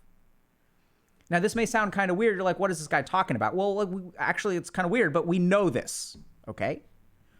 So think about when someone is directionless in life, what do they do that gives them direction, right? So have you heard about these people who like go find themselves? I'm on a journey to find myself. So I went on one such a journey. It wasn't what I was intending at the time, sort of. I was like, I'm going to go find myself in India. I'm going to go find myself by hiking through the Himalayas. I'm going to go find myself by hiking somewhere or going out into the wilderness and doing something extreme, right? I'm going to go find myself by like exploring the Arctic. And if you think about it, why do these kinds of things result in people finding themselves? And sometimes you may know these people. You may even long for this. Where you're like, this person was like one way, and then they went and they found themselves. And they come back with dreadlocks and like this deep look in their eyes and facial hair. And they're like physically more in shape. And they have this intensity and body odor that they didn't used to have. And now they have come back and they have found themselves. Y'all know what I'm talking about? Right? And they're different. How does that work? Like there has to be a scientific mechanism for that crap. Y'all get that? And what it is they reach the end of thought. That's like literally what happens. So they go and hike for, let's say, like days. And if you think about if you go on a hiking trip, what's happening? Your sensory input is going to go down, right? Like you're not on your phone 24/7 when you're hiking. And if you are on your phone 24/7 hiking, you're not going to find yourself. And so what happens is you hike for the first day and you'll notice this. You'll see that there's like a ton of like thoughts that come up. You think about this problem, this problem, this problem, this problem. Day 2 rolls around, day 3 rolls around, you're thinking about this, thinking about this. And then eventually you're done thinking about it. And then you're just like kind of like by yourself. And that's when you will hear that inner voice. So you see this as well in ashrams, right? So when you go and you meditate, what's the whole point of being in an ashram? The point of being in an ashram is to reduce your sensory input. That's why they're isolated and in the woods. Why do they want to reduce their sensory input? So they can hear what's on the inside. Really simple. It's not actually like any mystical kind of thing. It's like very, very simple. And so now that cell phones have entered ashrams, you don't have people finding themselves anymore. Right? Now meditation has become a big business where you can buy the right meditation pants. Like I can go get like these branded meditation pants. And if I get the branded meditation pants, that means that I'm a better meditator, right? Isn't that right? Isn't that why you do? Doesn't it give me +1 on all my meditation checks? If I wear the right meditation pants? And then I can get an Om tattooed on some part of my body, and that gives me a +2. If I get it tattooed on one of my chakras, then that gives me a +3. And then I can have a Rudraksh Mara, and that's going to give me a +4. All the stuff is coming to our merch store, by the way. Right? This is how I get all the buffs in meditation. This is what it's become. And now I'm going to use an app to meditate. And that's great because as soon as I finish meditating, oh, TikTok has a video for me. Fantastic. That's exactly what I was looking for. So reach the end of thought. Really, that's it. So there are some organizations that will do these 10-day silent meditation retreats. This is like a good example of like, you can, I mean, I wouldn't go hardcore. So you can just sit and wait for the end of thoughts to come. You know, I'd say like give that an hour, 2 or 3, or go hiking is another good example. Like go out into the wilderness in a safe way, right? So you don't want to like be like that into the wild guy and then like run into starvation and stuff, right? So you can like go hiking, prepare properly, make sure you have a GPS, make sure you have an emergency phone, things like that. Like you don't want to get yourself in trouble. And if you want to do an intense meditation retreat, like Vipassana is like a good example of an organization that does it. I hear mostly good things. It's like a 10-day silent meditation retreat. It's very hard, but you will find yourself. But simply, if you want to find your inner voice, reach the end of thought.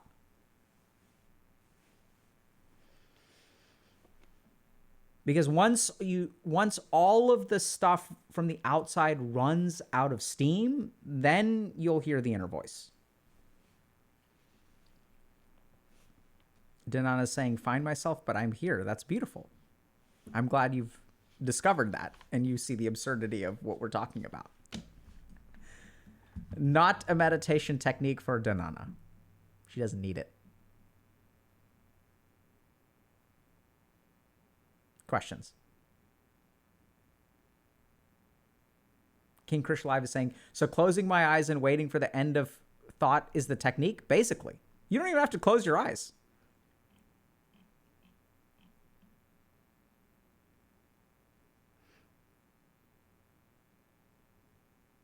Elder Hero 1 is asking, how can I be anywhere else but here? Seems like a silly question, but it's actually not a silly question.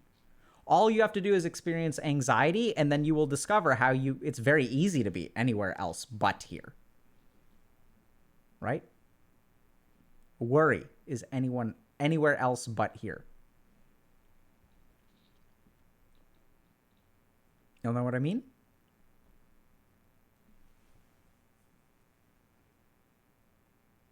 Soupy though is saying, I feel like I'm never here, Smodge. Yeah, that's the problem. So we've stopped being here and we've started being everywhere else.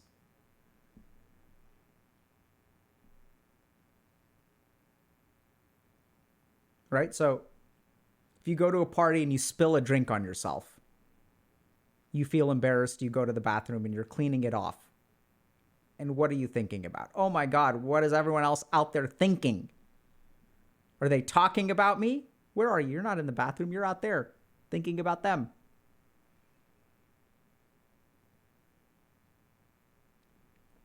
So Bellamito is asking a good question. What if someone has depression and thought loops? Do they ever end? So this is a good question. So one thing is, this is why I say that you should do these techniques under guidance. So I've had some patients who have wanted to go on serious meditation retreats to find themselves in the midst of a mental illness. I do not recommend that at all. You need to be mentally stable when you do this technique. So like I would say that if you have active illness of any kind, doesn't even mean mental. If you're like in heart failure, don't go hiking in the Himalayas for 10 days. Right? So this technique is not for the faint of heart. It's not something that should be done for a clinical improvement. It's actually very difficult to do. And if you find the appropriate guidance, do it safely. And if when you close, so like I don't recommend these kinds of techniques also in people who have negative thoughts that will overwhelm them. What if the end of thoughts change? Yeah, that's what you should go explore. That's the whole point.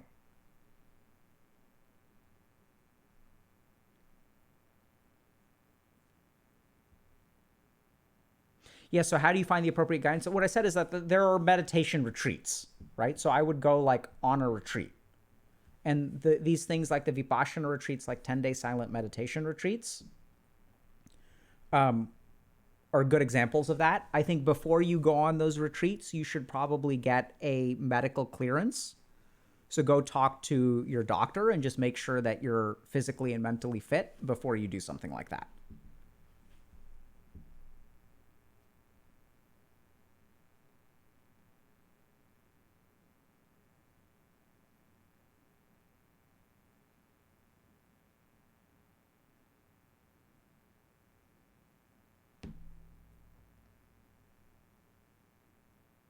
What is an example of what one could find at the end? Zale ain't, so that's something you've got to find for yourself. Like, there's all kinds of weird stuff out there. Can you do it in public? Sure. It's just probably going to be harder. How important is silent meditation without practicing a technique? It's not that important. The thing about silence is that it allows you. So if you think about it, what is conversation, right? Conversation is going to be an input that will trigger thoughts. So the purpose of the silence is because they're like speed running it. So silent meditation retreat, I think, is really about speed running this technique.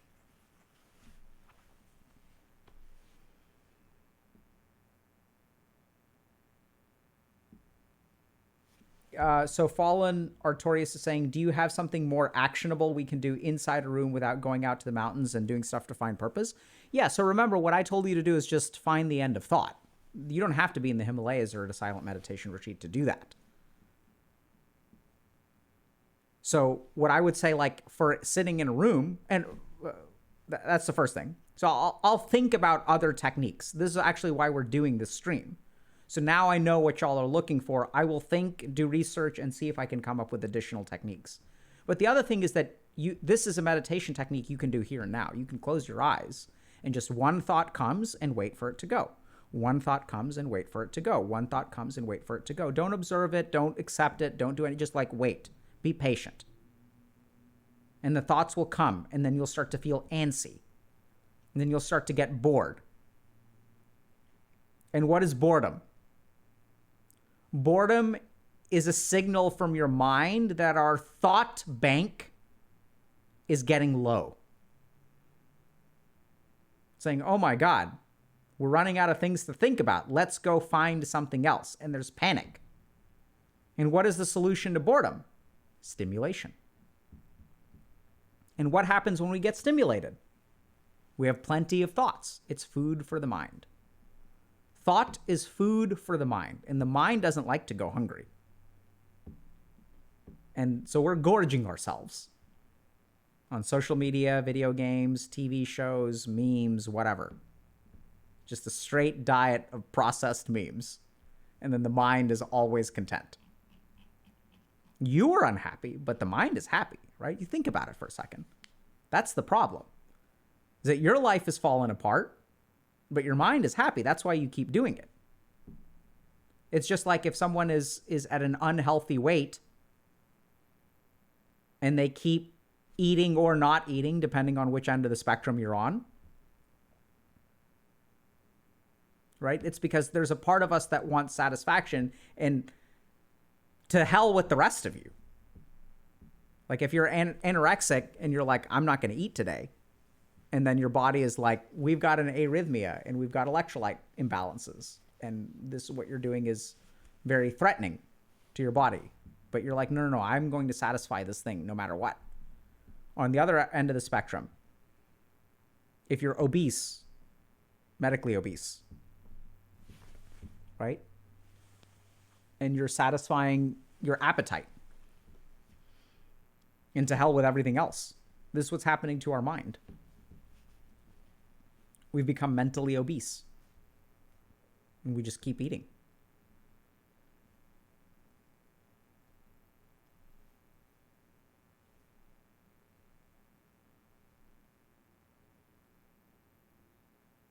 Can you please suggest one or two specific books that were life-changing for you? So I'm going to do my best. Like, one of my bucket list things in 2023 is to try to put together a reading list for y'all. But the truth of the matter is that I don't think I've read a life-changing book. This is what's like so confusing for a lot of people, or unsatisfying, is that I've read a lot of great books, but I don't think life-changing comes from a book. I think there's some fantastic books out there, but and I'm sure that lives have been changed with books. It's just the challenge is that it's not like I read one book and I was like, man, now I like know everything that I need to know. Right? Like the whole point is that you read book after book after book after book after book after book after book, and then like each one gives you something. But the life-changing stuff is not from one book. It's like the synthesis of all the books.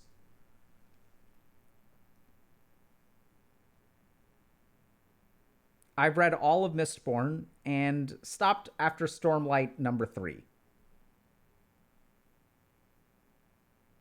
Oh, actually, if you want a life-changing book, like my favorite book of all time is Count of Monte Cristo by Alexander Dumas. That's my favorite book. Yeah, so Tile Kerr is saying, for me, it was Adult Children of Emotionally Immature Parents. I think those books exist. It's just there wasn't one for me, per se. Maybe Yoga, the Alpha and the Omega is close to that. But, I mean, it's... you know, I'll think about it. Let me think about it and see if I can get back to y'all. Anyway, so just a last reminder. So if you guys are interested, we've got a promotion running for our community on Discord right now. So if y'all are interested in giving coaching a shot, it's 2023. If y'all want to start the year off and get some help in terms of planning, goal setting, trying to figure out what you want to do with your life. One of our good outcomes, by the way, is that we do see on average 58% increase in life purpose at about 12 weeks of coaching. So that's one of the actual outcomes that we shoot for. So our curriculum is kind of designed to help people figure out what they want. You don't have to travel to the Himalayas and stuff to figure out what you want, although I do recommend it. So, and it's only running for one day. Okay. So it's like one day for people who are a part of our community. It's not really for the general public. And so check it out. And if y'all want to give coaching a shot, you can try it risk-free for now. And yeah. And who are you going to raid?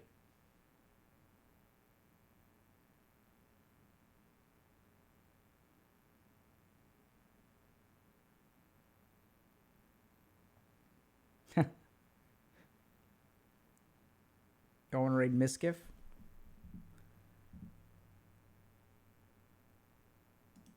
I'm already in therapy. Is this still for me? Could be. So it doesn't overlap, in my opinion, really with therapy at all. Like, it's the, not opposite of therapy, but it's, so just to give you all a quick example. So if you really think about the training that therapists receive, the training they receive is in pathology, right? For the most part. Now, I'm not saying that therapists can't help beyond pathology, but our formal training really isn't regulated based on that. So if you look at like the licensure, the exams that you have to take to become a licensed therapist in the EU, in the United States, they're not going to test you on, the majority of the test is not going to be, the competence is not going to be about how to find purpose in life. It's going to be about clinical things, ethical things, stuff like that, right? That's like, kind of makes sense. Like, how do you diagnose and treat illnesses? Now, a lot of therapists will specialize in things like finding purpose or meaning, but that's not what the profession is really designed for. And so coaching is really meant, honestly, as a complement to therapy. And the reason I got into coaching was actually, I was recommended by the chief of psychiatry at McLean Hospital, which is the number 1 or number 2 psychiatric hospital in the United States. And I was talking to him about my interests in the kind of work that I do, and he had gotten some feedback about some of my clinical work, and he's the one that recommended it to me. And so McLean Hospital actually started this thing called the Institute of Coaching. And that may sound kind of weird, but it was actually started by a psychologist who recognized that the direction that therapy is going, there's actually a different direction. And the founder of the Institute of Coaching was actually specialized in positive psychology, right? So there are therapists who will do this kind of thing, but coaching is really about, the way that I think about it is therapy is for people who are in -100 to 0. So if you think about, why do you go to a hospital? You don't go to a hospital to get healthy. You go to a hospital to resolve illness. And then if you think about physical health, where do you do physical health? Well, you do physical health at a swimming pool, at a gym, nutrition, at a grocery store, learning how to cook. So, right, there's -100 to 0, and then there's 0 to 100. And that's really what coaching is for.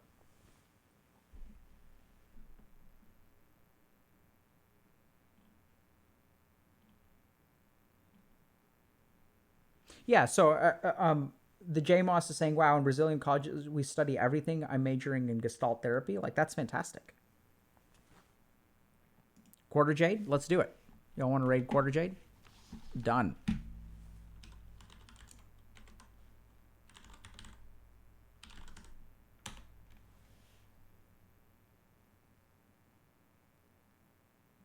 All right. Take care, y'all. Yeah, I would not recommend meditating after eating. Simple physiological reason for that. Simple physiological reason is, after you eat, your parasympathetic nervous system activates, reroutes blood flow from your peripheral limbs, skeletal muscle like arms and legs, and brain, and maximizes blood flow to your stomach, your intestines, and your liver. So this is also why, if you look at a lot of the more esoteric or serious meditators, they'll be on very restricted diets, or they'll fast. And why is that? It's because, food and meditation don't always mix. Take care, everybody.